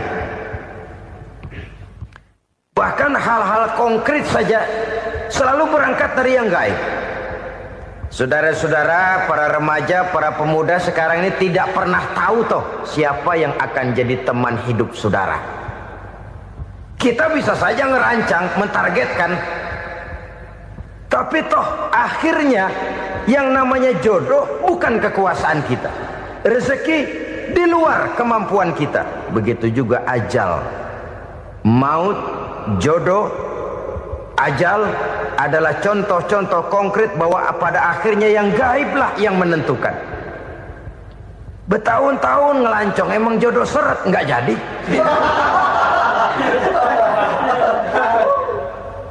Begitu kenal baru setengah malam nginep ditangkap hansip kan. Hal-hal semacam itu kadang-kadang kita berpikir suuzon, gilet, perempuannya cakep banget, lakinya rebek amat. Memang begitulah jodohnya. Memang begitulah jodohnya. Saudara hadirin ma'asyiral muslimin yang saya hormati, jadi hal-hal yang konkret saja kita yakini sepenuhnya ditentukan oleh satu superpower yang gaib itu tadi. Dari sanalah segala ketentuan itu berangkat dan kesanalah segalanya akan kembali. Maka kepercayaan kepada yang gaib meluruskan gerak hidup seseorang dan itu akan mengantarkan dia kepada meraih kemenangan. Satu. Yang kedua, wa yuqimunas shalah. Orang bertakwa yang akan meraih kemenangan itu adalah orang-orang yang mendirikan sholat. Kenapa sholat mengantarkan orang untuk meraih kemenangan? Yang jelas, inna sholata tanha anil fahsya'i wal munkar. Sholat mampu mencegah manusia dari perbuatan keji dan munkar. Banyak filsafat hidup yang terkandung di dalam sholat ini. Sejak kita wudhu sampai kita menghadap ke arah kiblat, sampai kita melakukan gerak-gerak sholat, bacaan-bacaan yang ada di dalam sholat, lalu sampai kepada mengucapkan salam. Banyak filsafat hidup yang terkandung di dalam sholat. Umpamanya saja, setelah takbiratul ihram mulai kita dengan sholat dalam posisi berdiri, diajarkan dalam kitab-kitab fikih agar kita melihat ke arah tempat sujud. Ini kan filsafat kehidupan. Kalau kamu sholat dalam posisi berdiri, lihat tempat sujud. Jangan sholat mata jelalatan, sebab nanti bisa mengurangi kekhusyuan. Jadi wajar kalau yang dikatakan bahwa yang paling afdol adalah shaf yang di depan. Kenapa? Secara harfiah pengertiannya akan lebih mengundang kekhusyuan. Kenapa? Kalau kita di shaf paling depan di masjid umpamanya paling banter kita lihat tembok. Tapi kalau kita shaf di tengah atau di belakang, orang-orang di depan kita pun akan kelihatan. Yang bajunya loreng, yang bajunya genggang, yang bajunya macam-macam. Kita lihat, kadang-kadang kita pikirin, ada yang bajunya bolong. Kita sholat tapi dalam hati, nih orang bajunya robek yang nggak tahu apa. Ada saja hal-hal yang mengusik kekhusyuan kita. Oleh sebab itu diajarkan dalam posisi berdiri, lihat, arahkan pandangan matamu kepada tempat sujud. Ini kan filsafat kehidupan. Maksudnya apa? Kalau lagi diri lihat dong tempat sujud. Kalau udah di atas ingat dong sama yang bawah. Kalau sudah tinggi ingat dong dari mana kamu berangkat. Kalau sudah berkuasa bantu dong yang lemah. Kalau sudah kaya santuni dong yang miskin. Kalau sudah alim bimbing dong yang awam. Ini filsafat kehidupan. Dalam posisi berdiri kau lihat tempat sujud. Ini akan melahirkan kepekaan sosial di mana seseorang mau tahu kepada orang lainnya. Bagaimanapun kaya kita, tinggi pangkat dan jabatan kita, jikalau hidup hanya untuk kepentingan perut sendiri saja, rasanya belum membawa manfaat di dalam kehidupan kita. Tapi efek yang tertinggi sesungguhnya, sholat mencegah manusia dari perbuatan keji dan munkar. Perbuatan keji dan munkar walaupun kelihatannya mendatangkan uang, membawa keuntungan, tapi itu keuntungan semu, keuntungan sementara. Dengan menipu orang lain kita bisa dapat untung, tapi tidak membawa berkah. Dan itu adalah kerugian besar dalam kehidupan kita. Maka untuk meraih kemenangan harus dimulai dengan membentuk kepribadian yang tegar, memiliki sandaran vertikal yang langsung kepada Allah Subhanahu wa ta'ala. Dan itu hanya bisa kita tempuh melalui jalur ibadah formal yang sudah ditentukan Allah, yakni sholat yang 5 waktu. Untuk memperkuat itu ada sholat-sholat sunnah, rawatib, nawafil sebagai terminal-terminal kontrol cadangan untuk memelihara stabilitas temperatur batin di dalam kita berhubungan dengan zat yang maha gaib, yaitu Allah Subhanahu wa ta'ala. Orang sering bertanya, Pak, itu tetangga saya nggak sholat, duitnya nggak habis-habis, Pak. Nggak sholat tapi mobilnya tambah terus. Nggak sholat tapi usahanya makin maju. Tapi di sisi lain ada orang yang rajin sholat, rezekinya butak bener. Anaknya mana kurus, mana korengan. Saudara hadirin ma'asyiral muslimin rahimakumullah. Harus saya katakan bahwa sholat memang bukan untuk cari duit. Sholat adalah sandaran vertikal kita kepada Allah. Sedangkan soal rezeki itu berkaitan dengan sifat Allah maha pengasih dan maha penyayang. Allah maha pengasih, siapapun dikasih kalau mau usaha. Allah maha penyayang, tidak semua orang disayang oleh Allah Azza wa Jalla. Dan belum tentu banyak harta itu merupakan nikmat. Mungkin juga istidraj. Artinya istidraj itu dikasih tapi diambulin, kalau bahasa Betawinya itu. Dikasih tapi diambulin, itu bukan merupakan nikmat sesungguhnya, lebih merupakan azab dari Allah Subhanahu wa ta'ala.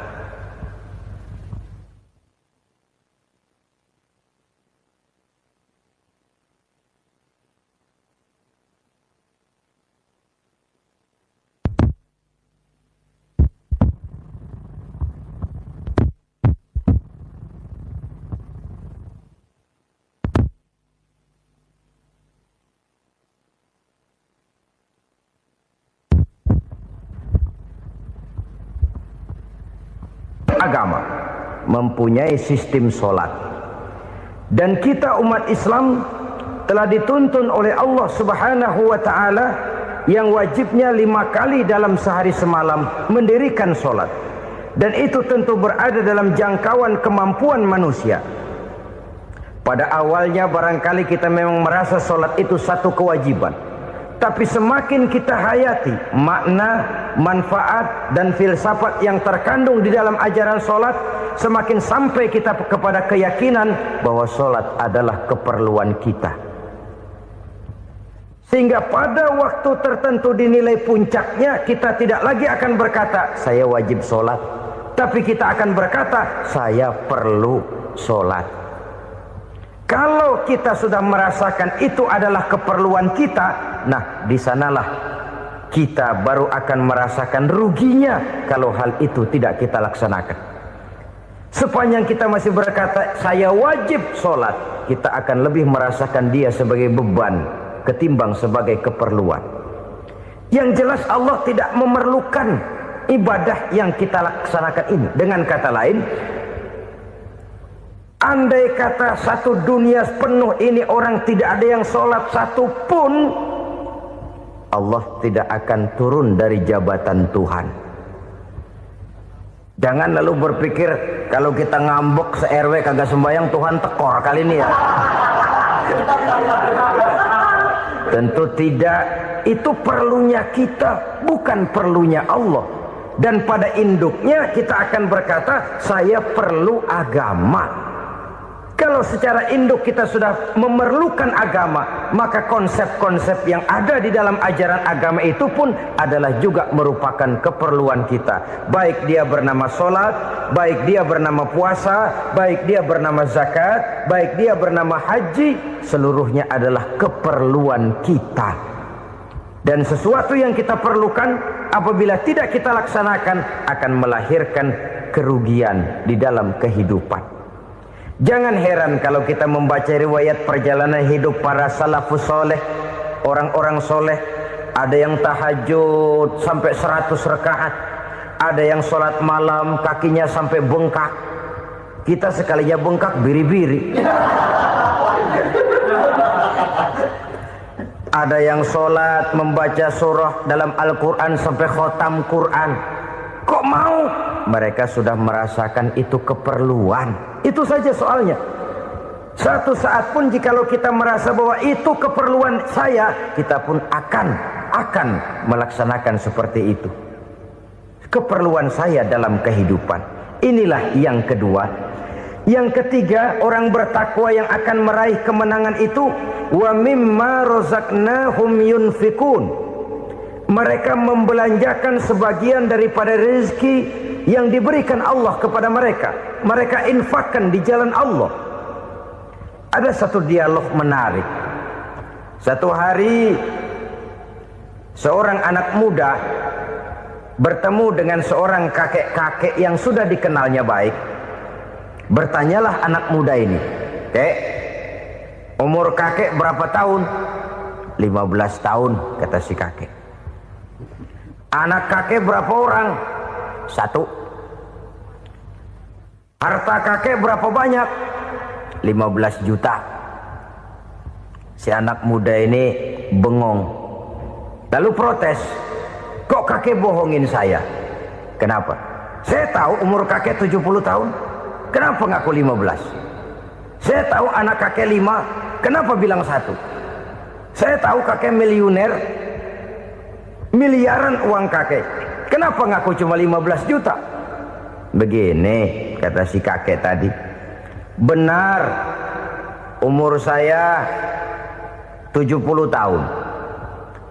Tapi dari umur yang 70 tahun itu baru 15 tahun terakhir ini saya merasakan ibadah kepada Allah. Meninggalkan maksiat, jauh dari segala macam munkarat. Maka yang 15 tahun inilah yang benar-benar saya rasakan sebagai umur saya. Benar anak saya 5, tapi yang 4 susah diatur. Cuman 1 rasanya nih yang bakal jadi si buah hati belahan jantung berlanjut cerita penerus sejarah. Cuma 1 ini yang saya harapkan, yang akan jadi anak soleh, yang akan membuat saya menerima pensiunan pahala. Kalau yang 4 apek dah, nggak ada harapan. Nah, tuh nyekek botol mulu. Oh begitu. Iya.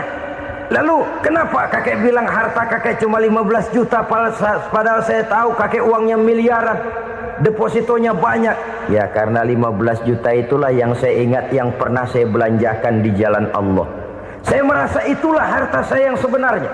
Yang miliaran yang saya simpan di bank kelak kalau satu saat saya mati akan jadi rebutan di antara anak-anak saya. Ya kalau anak saya soleh kayak yang satu ini. Kalau yang 4 tadi udah tulen dia bakal berantem dah berebut tuh. Jadi 15 juta yang saya belanjakan di jalan Allah inilah yang saya merasakan benar-benar harta saya yang sesungguhnya. Dialog ini patut menjadi bahan renungan kita bersama. Diberikan kita umur 40, 50, 60, 70, 80. Berapa tahun dari umur yang diberikan itu yang jalan mulus, yang kita gunakan untuk melaksanakan ibadah? Banyak harta kita simpan di bank, di lemari, di dompet, di tas. Tapi berapa yang sudah kita depositokan di jalan Allah yang akan menemani kita di hari kita kembali nanti? Maka orang bertakwa yang akan meraih kemenangan, wa mimma razaqnahum yunfikun, mereka membelanjakan sebagian dari rezeki yang diberikan Allah di jalan Allah Subhanahu wa ta'ala. Ma'asyiral muslimin rahimakumullah. Zahirnya memang kita memberikan kepada orang lain, tapi hakikatnya kita menyimpan untuk diri kita sendiri. Kita memberikan kepada yatim piatu 25.000. Zahirnya kita memberikan si yatim, hakikatnya kan kita cuma nyimpan. Saya berikan, titip kepadamu, ini untuk saya di akhirat. Kau boleh belikan baju, kau boleh belikan untukmu makan, kau boleh bayarkan sekolahmu.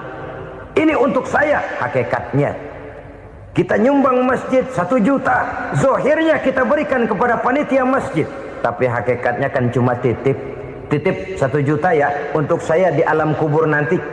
Silahkan kau boleh belikan semen, ini uang, belikan besi, belikan pasir. Saya cuma sekedar titip untuk kepentingan saya. Hakikatnya kita cuma sekedar menitip.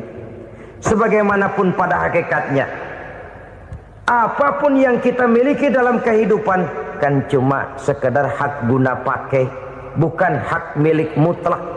Harta kita, rumah kita, kendaraan kita, kebun kita, pabrik kita, hak guna pakai saja. Hak milik mutlak cuma untuk Allah Subhanahu wa ta'ala. Saudara-saudara kaum muslimin rahimakumullah. Ini yang ketiga.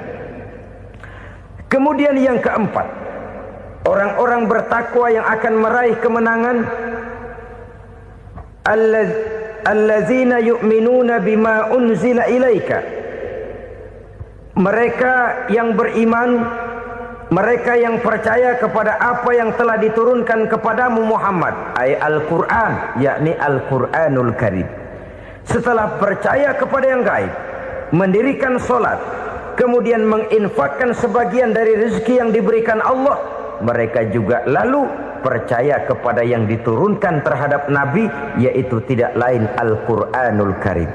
Sekali lagi di sini, percaya bukan hanya sekedar percaya saja, tetapi percaya lalu menjadikan Al-Quran itu sebagai pedoman hidup.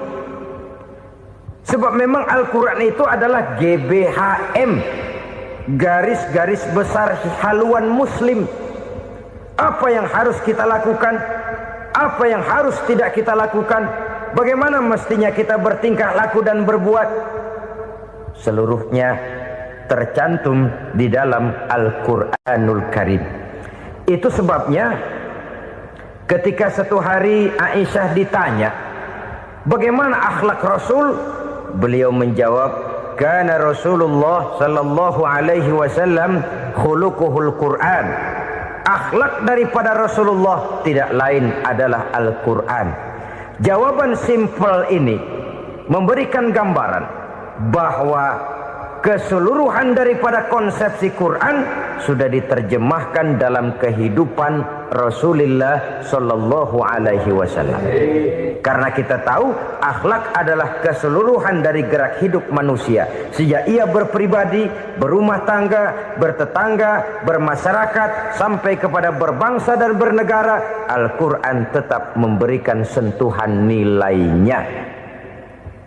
Oleh karenanya, orang-orang yang bertakwa adalah orang-orang yang menjadikan Al-Quran sebagai pedoman dalam kehidupannya. Dan kita yakini Al-Quran diturunkan kepada Nabi Muhammad bukan merupakan produk Nabi Muhammad. Isi dan redaksinya langsung dari Allah Subhanahu wa ta'ala. Kemudian cirinya yang kelima, orang bertakwa yang akan meraih kemenangan itu, wa ma unzila min qablika. Tidak hanya sekedar percaya kepada yang diturunkan terhadap Nabi Muhammad yaitu Al-Quran, mereka juga percaya kepada apa yang pernah diturunkan kepada para nabi, kepada para rasul sebelum Nabi Muhammad. Percaya kepada adanya suhuf, percaya kepada adanya Taurat, percaya kepada adanya Injil, percaya bahwa Allah dahulunya sudah menurunkan Taurat kepada Musa, percaya bahwa Allah sudah menurunkan Injil kepada Isa, percaya Injil ada, Taurat ada, diturunkan Allah untuk Isa dan Musa, tetapi tidak wajib mengamalkannya karena kita sudah diberikan Al-Quranul Karim. Ini yang perlu saya garis bawahi. Kita percaya Allah telah menurunkan Injil dahulu kepada Isa. Kita percaya bahwa Allah telah menurunkan Taurat dahulunya kepada Nabi Musa. Kadang-kadang ini dijadikan dalih, dikacaukan pengertiannya. Quran saja mengajarkan bahwa orang yang bertakwa harus percaya kepada Injil, maka pakailah Injil. Apalagi kalau ayat sebelumnya ditilap, dihapus, dihilangkan, Injilnya yang ditekankan, maka akan terjadilah penekanan yang salah arah. Karena salah arah akhirnya bisa merusak dan menghancurkan akidah. Ketika Rasul suatu saat pernah ditanya orang, "Ya Rasul, bagaimana sikap kita sebagai muslim terhadap Injil yang ada sekarang?" Beliau menjawab, "La tukadzibuhu jami'an wa la tusaddiquhu jami'an." Jangan didustakan seluruhnya, jangan juga dibenarkan semuanya. Artinya, ini sudah merupakan gambaran dari Rasul bahwa dalam Injil yang ada sekarang masih ada ajaran-ajaran tauhid yang dibawa oleh Nabi Isa dan diajarkan kepada umatnya. Tapi juga dalam Injil yang sekarang ini sudah terkena intervensi dan investasi manusiawi. Karena itu Rasul menyimpulkan, la tukadzibuhu jami'an wa la tusaddiquhu jami'an. Jangan didustakan semua, jangan dibenarkan seluruhnya. Kita memang percaya Allah telah menurunkan Injil kepada Nabi Isa dulu, tapi kita tidak wajib mengamalkan Injil. Kita percaya Allah telah menurunkan Taurat kepada Nabi Musa, tapi kita tidak wajib mengamalkan kitab ajaran Taurat. Yang wajib kita percayai dan kita amalkan hanyalah Al-Quranul Karim. Kenapa? Oleh karena baik yang ada di dalam Taurat, baik yang ada di dalam Injil, tentu tercakup di dalam Al-Quran sebagai kitab terakhir yang diturunkan oleh Allah Subhanahu wa ta'ala. Dan itu wajar. Kalau seorang pejabat mau mengeluarkan satu keputusan baru, tentu dia harus meninjau keputusan-keputusan lama. Andai kata dianggap tidak berlaku, dianggap tidak relevan lagi, maka keputusan-keputusan lama itu tentu sudah dianggap tidak berlaku. Sebagian daripada aturan-aturan dalam keputusan lama yang masih dianggap relevan tercantum dalam keputusan baru yang wajib diamalkan. Begitulah hubungannya antara Al-Quran, Taurat, Zabur, dan Injil. 4 kitab samawi yang diturunkan Allah masing-masing kepada Zabur untuk Nabi Daud, Taurat untuk Nabi Musa, dan Injil untuk Nabi Isa alaihi wassalatu wassalam. Ketiga-tiga kitab itu kita percayai adanya, Kita yakini Allah telah menurunkan Zabur, Taurat dan Injil, tapi kita tidak wajib mengamalkannya. Yang wajib kita mengamalkannya sekarang ini tidak lain hanyalah Al-Quranul Karim saja, karena ia mencakup apa yang ada di dalam Zabur, apa yang ada di dalam Taurat, dan apa yang ada di dalam Injil. Keotentikannya bisa dipertanggungjawabkan. Ya, tapi kan Nabi Muhammad sudah mati 14 abad yang lalu, dan di zaman beliau Al-Quran kan belum dikodifikasikan, belum ditulis. Bagaimana keotentikannya bisa dipertanggungjawabkan? Mudah saja. Allah berjanji, inna nahnu nazzalna dzikra wa inna lahu lahafizun. Kami yang menurunkan Al-Quran dan kami yang akan menjaga dan memeliharanya. Allah turunkan Quran, Allah menjaganya. Bagaimana cara Allah menjaga Al-Quran itu? Banyaknya orang-orang yang hafaz Al-Quran. Hafaz Al-Quran 30 juz, 114 surah, 6.666 ayat. Sehingga jangankan satu kata, jangankan satu ayat, satu kalimat saja berubah, sudah akan timbul reaksi dan mudah dimengerti. Kenapa? Banyak orang-orang yang hafaz Al-Quran. Sedangkan pada setiap akhir tahun biasanya malaikat Jibril selalu mengadakan checking terhadap ayat-ayat yang diturunkan pada waktu itu. Di zaman Nabi sendiri sudah ada usaha kodifikasi. Dan yang lebih luar biasa lagi, sampai hari ini tidak seorang pun mampu membuat satu ayat saja semacam Al-Quran. Ke bahasa manapun dia diterjemahkan, naskah aslinya tetap ikut, rujukan dasarnya tetap ada. Berdasarkan itu, maka tidak mungkin terjadi penyelewengan terhadap atau pemalsuan terhadap ayat-ayat Al-Quranul Karim. Kesuciannya, keotentikannya, kemurniannya bisa dipertanggungjawabkan. Ma'asyiral muslimin rahimakumullah. Oleh karenanya, konsepsi dasar daripada ajaran Islam ini memang tidak lain adalah Al-Quran dan Sunnah. Isi daripada agama Islam yang merupakan iman, Islam dan ihsan, konsepsi dasarnya tidak lain adalah Al-Quran dan Sunnah Rasulullah. 7 macam perkara yang merusak akidah dan keimanan, merusak amal perbuatan yang sudah kita kerjakan, merusak sendi-sendi kehidupan sosial, pendek kata merusak segala hal di dalam kehidupan kita. Jauhilah olehmu 7 macam perkara yang merusak.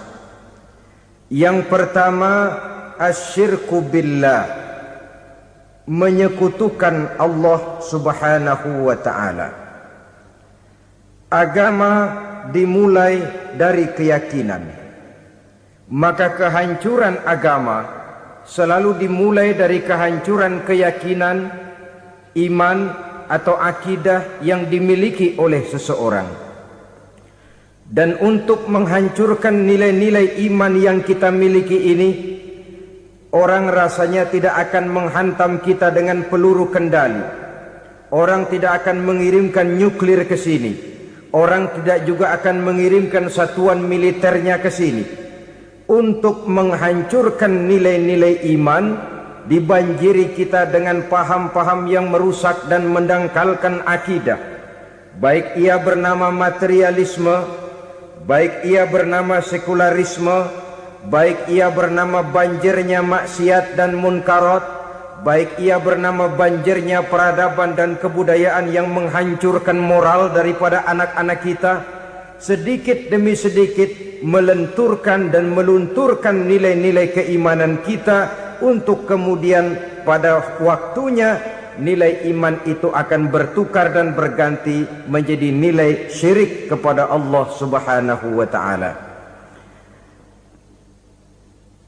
Atau pada sisi lain, menjadikan yang selain Allah sebagai tujuan akhir daripada kehidupan kita. Sedangkan kita sama-sama maklum bahwa di dalam pandangan agama Islam, dosa yang tidak berampun, dosa yang terbesar, termasuk dalam kategori bapak moyangnya dosa, tidak lain adalah syirik, yakni menyekutukan Allah Subhanahu wa ta'ala. Pola penghancuran iman ini memang berstrategi. Ditawarkan kita kepada paham materialisme, paham kebendaan, di mana otak menempati urutan sebagai ranking pertama, Tuhan jatuh pada urutan kedua. Lalu menyusul kepada paham sekularisme, Allah dipisahkan dari seluruh kegiatan hidup ini, untuk pada gilirannya menjadikan yang selain Allah sebagai tujuan akhir daripada seluruh kegiatan hidup kita. Oleh karenanya, kewajiban menjaga nilai-nilai iman ini merupakan kewajiban yang mulia tetapi berat, tidak hanya untuk kita, tetapi juga bagaimana mewariskannya kepada anak-anak kita, generasi yang akan datang. Orang-orang tua bijaksana yang diceritakan di dalam Al-Quran, kalau sudah berpikir tentang anak-anaknya, pertanyaan yang paling mereka risaukan ialah, ma ta'buduna min ba'di.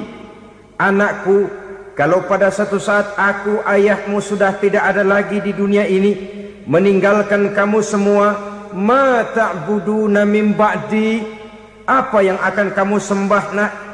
Jikalau sekarang ayahmu masih mau ke masjid, masih mau melakukan rukuk dan sujud, masih beribadah menyembah Allah Subhanahu wa ta'ala, kalau orang tuamu sudah tidak ada, ma ta'buduna min ba'di, masihkah engkau mau datang ke masjid?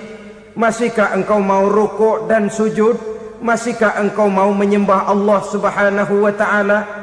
Pertanyaan ini yang dipikirkan oleh Nabi Yakub kepada putra-putranya. Pertanyaan ini yang diteruskan oleh Nabi Ibrahim kepada anak-anaknya. Pertanyaan ini yang diwariskan oleh generasi ulama salafus saleh kepada para generasi berikutnya. Bagaimana kita generasi sekarang? Kita orang-orang tua sekarang bukan berfikir ma ta'buduna min ba'di, malah yang kita fikirkan ma ta'kuluna min ba'di. Kalau bapak tidak ada nanti kamu makan apa nak? Perkara kamu nyembah apa, urusan nomor 18. Yang penting kamu nanti hidup bisa makan nak. Maka kita sibuk mewariskan harta kepada anak-anak kita. Kita sibuk mewariskan kebun dan tanah kepada anak-anak kita. Kita sibuk mewariskan pabrik kepada anak-anak kita, sementara kita lupa mewariskan intan yang paling mahal, mewariskan mutiara yang paling berharga, yaitu nilai iman kepada Allah Subhanahu wa ta'ala. Alangkah baiknya apabila warisan harta, warisan tanah dan kebun, warisan rumah dan pabrik didasari lebih dahulu dengan mewariskan nilai iman kepada Allah Subhanahu wa ta'ala. Sebagai orang-orang tua, kita boleh bersedih kalau anak kita tidak mengerti komputer. Kita boleh bersedih kalau anak kita tidak mengerti matematika. Kita boleh bersedih kalau anak kita tidak mengerti bahasa Inggris.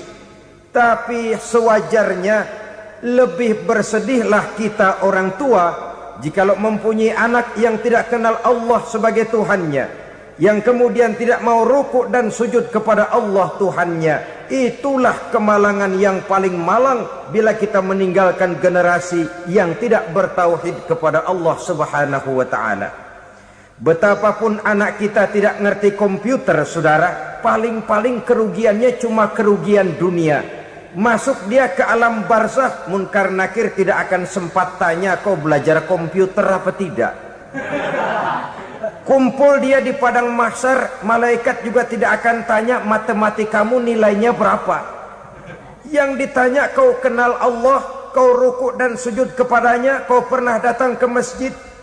Oleh karena itu sekali lagi, menjaga nilai iman tidak hanya untuk kita, tetapi juga mewariskannya kepada anak-anak kita, generasi yang akan datang. Sungguh kemalangan yang paling besar apabila kita meninggalkan anak-anak kita. Mereka kita tinggalkan lemah ekonominya, itu tidak baik. Mereka kita tinggalkan, lemah otaknya, itu pun akan membuat mereka tertinggal oleh yang lain. Tapi yang paling celaka, jikalau kita tinggalkan mereka dalam kondisi lemah imannya, rapuh akidahnya, tidak baik dan tidak betul keyakinan hidupnya. Oleh karena itu, Nabi berpesan, jauhilah 7 perkara yang merusak. Yang pertama, syirik kepada Allah Subhanahu wa ta'ala. Menyekutukan Allah baik dalam ucapan, dalam keyakinan, ataupun dalam perbuatan.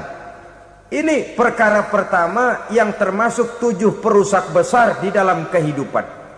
Kalau sudah jatuh kita ke lembah syirik, bagaimanapun banyak kebaikan yang kita kerjakan, berjiwa sosial, bertangan pemurah, gemar menolong orang lain, kalau memang dasarnya syirik, maka seluruh kebaikan kita akan hancur, tidak akan ada nilainya dalam pandangan Allah Subhanahu wa ta'ala. Dalam pandangan manusia, mungkin kita dicatat sebagai orang sosial, gemar menolong orang lain, tidak berpangku tangan melihat orang yang mendapat kesulitan. Tapi oleh karena dasarnya syirik, dasarnya tidak mentauhidkan Allah, maka seluruh nilai kebaikan yang kita kerjakan tidak akan ada nilainya dalam pandangan Allah Subhanahu wa ta'ala. Maka jagalah iman kita, jangan sampai dihinggapi penyakit syirik yang bagaimana kecilnya sekalipun. Sekali lagi, baik syirik dalam bentuk ucapan, syirik dalam bentuk keyakinan, sampai kepada syirik dalam bentuk perbuatan, kita berhindar kepada sifat-sifat yang sedemikian itu. Karena apa? Dalam satu ayat Quran Allah Subhanahu wa ta'ala menjelaskan, innallaha la yaghfiru ayyushraka bih wa yaghfiru ma duna dzalika liman yasha.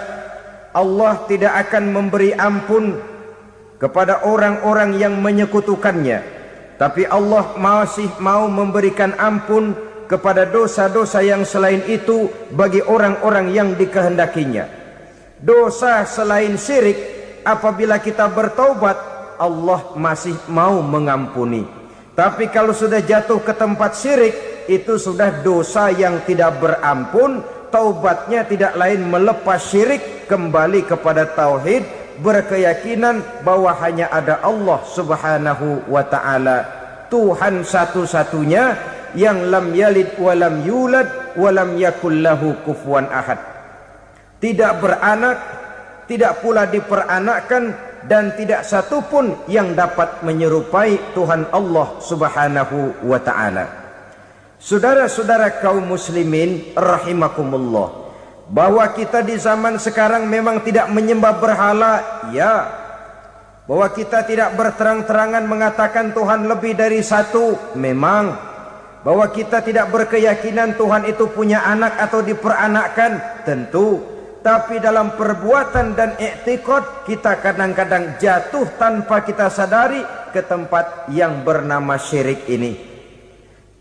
Oleh karenanya, di zaman di mana teknologi makin canggih, di mana kemajuan pembangunan makin menjangkau berbagai aspek kehidupan, diperlukan keseimbangan antara kemajuan fisik material dengan kemajuan mental spiritual. Apabila tidak ada keseimbangan, yang terwujud tentulah kepincangan, yang diawali dengan pincangnya cara kita berpikir, sehingga pada akhirnya akan mengarah kepada pincangnya cara kita berbuat dan bertindak di dalam kehidupan kita. Oleh karena itu, Nabi berpesan, jauhilah sifat syirik, karena syirik merupakan dosa yang teramat besar. Ini sifat merusak yang pertama. Yang kedua, kata Nabi, wasihra, jauhilah sihir. Sihir ini juga termasuk perkara yang merusak kehidupan. Kita semua sama-sama maklum bahwa sihir sebenarnya bukan persoalan baru. Sejak sebelum datang Islam, sihir itu sudah ada. Di zaman Yunani kuno, sihir ada. Di zaman Mesir kuno, di zaman Cina kuno, dan yang lain-lain yang serba kuno, sihir itu sudah ada. Bahkan para nabi pun para rasul yang diutus oleh Allah Subhanahu wa taala senantiasa berhadapan dengan ahli-ahli sihir untuk menguji kebenaran dari misi yang mereka bawa. Sihir adalah perbuatan di luar kebiasaan yang bisa dikerjakan oleh ahlinya dengan bantuan jin atau setan. Hukum mempelajari sihir adalah haram, mengamalkannya lebih haram lagi. Sebab itu saudara-saudara, sihir merupakan perbuatan merusak yang harus kita jauhi.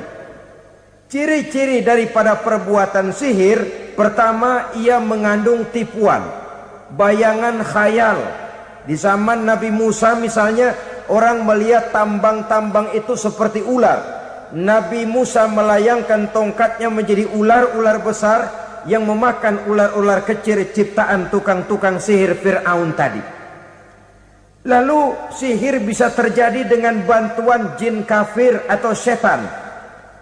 Kemudian ciri yang ketiga, sifatnya halus dan tersembunyi. Taruh kata ada seorang ahli sihir yang mempergunakan ayat-ayat Quran sebagai jompa-jampe, sebagai baca-bacaan, itu cuma sekedar kedok.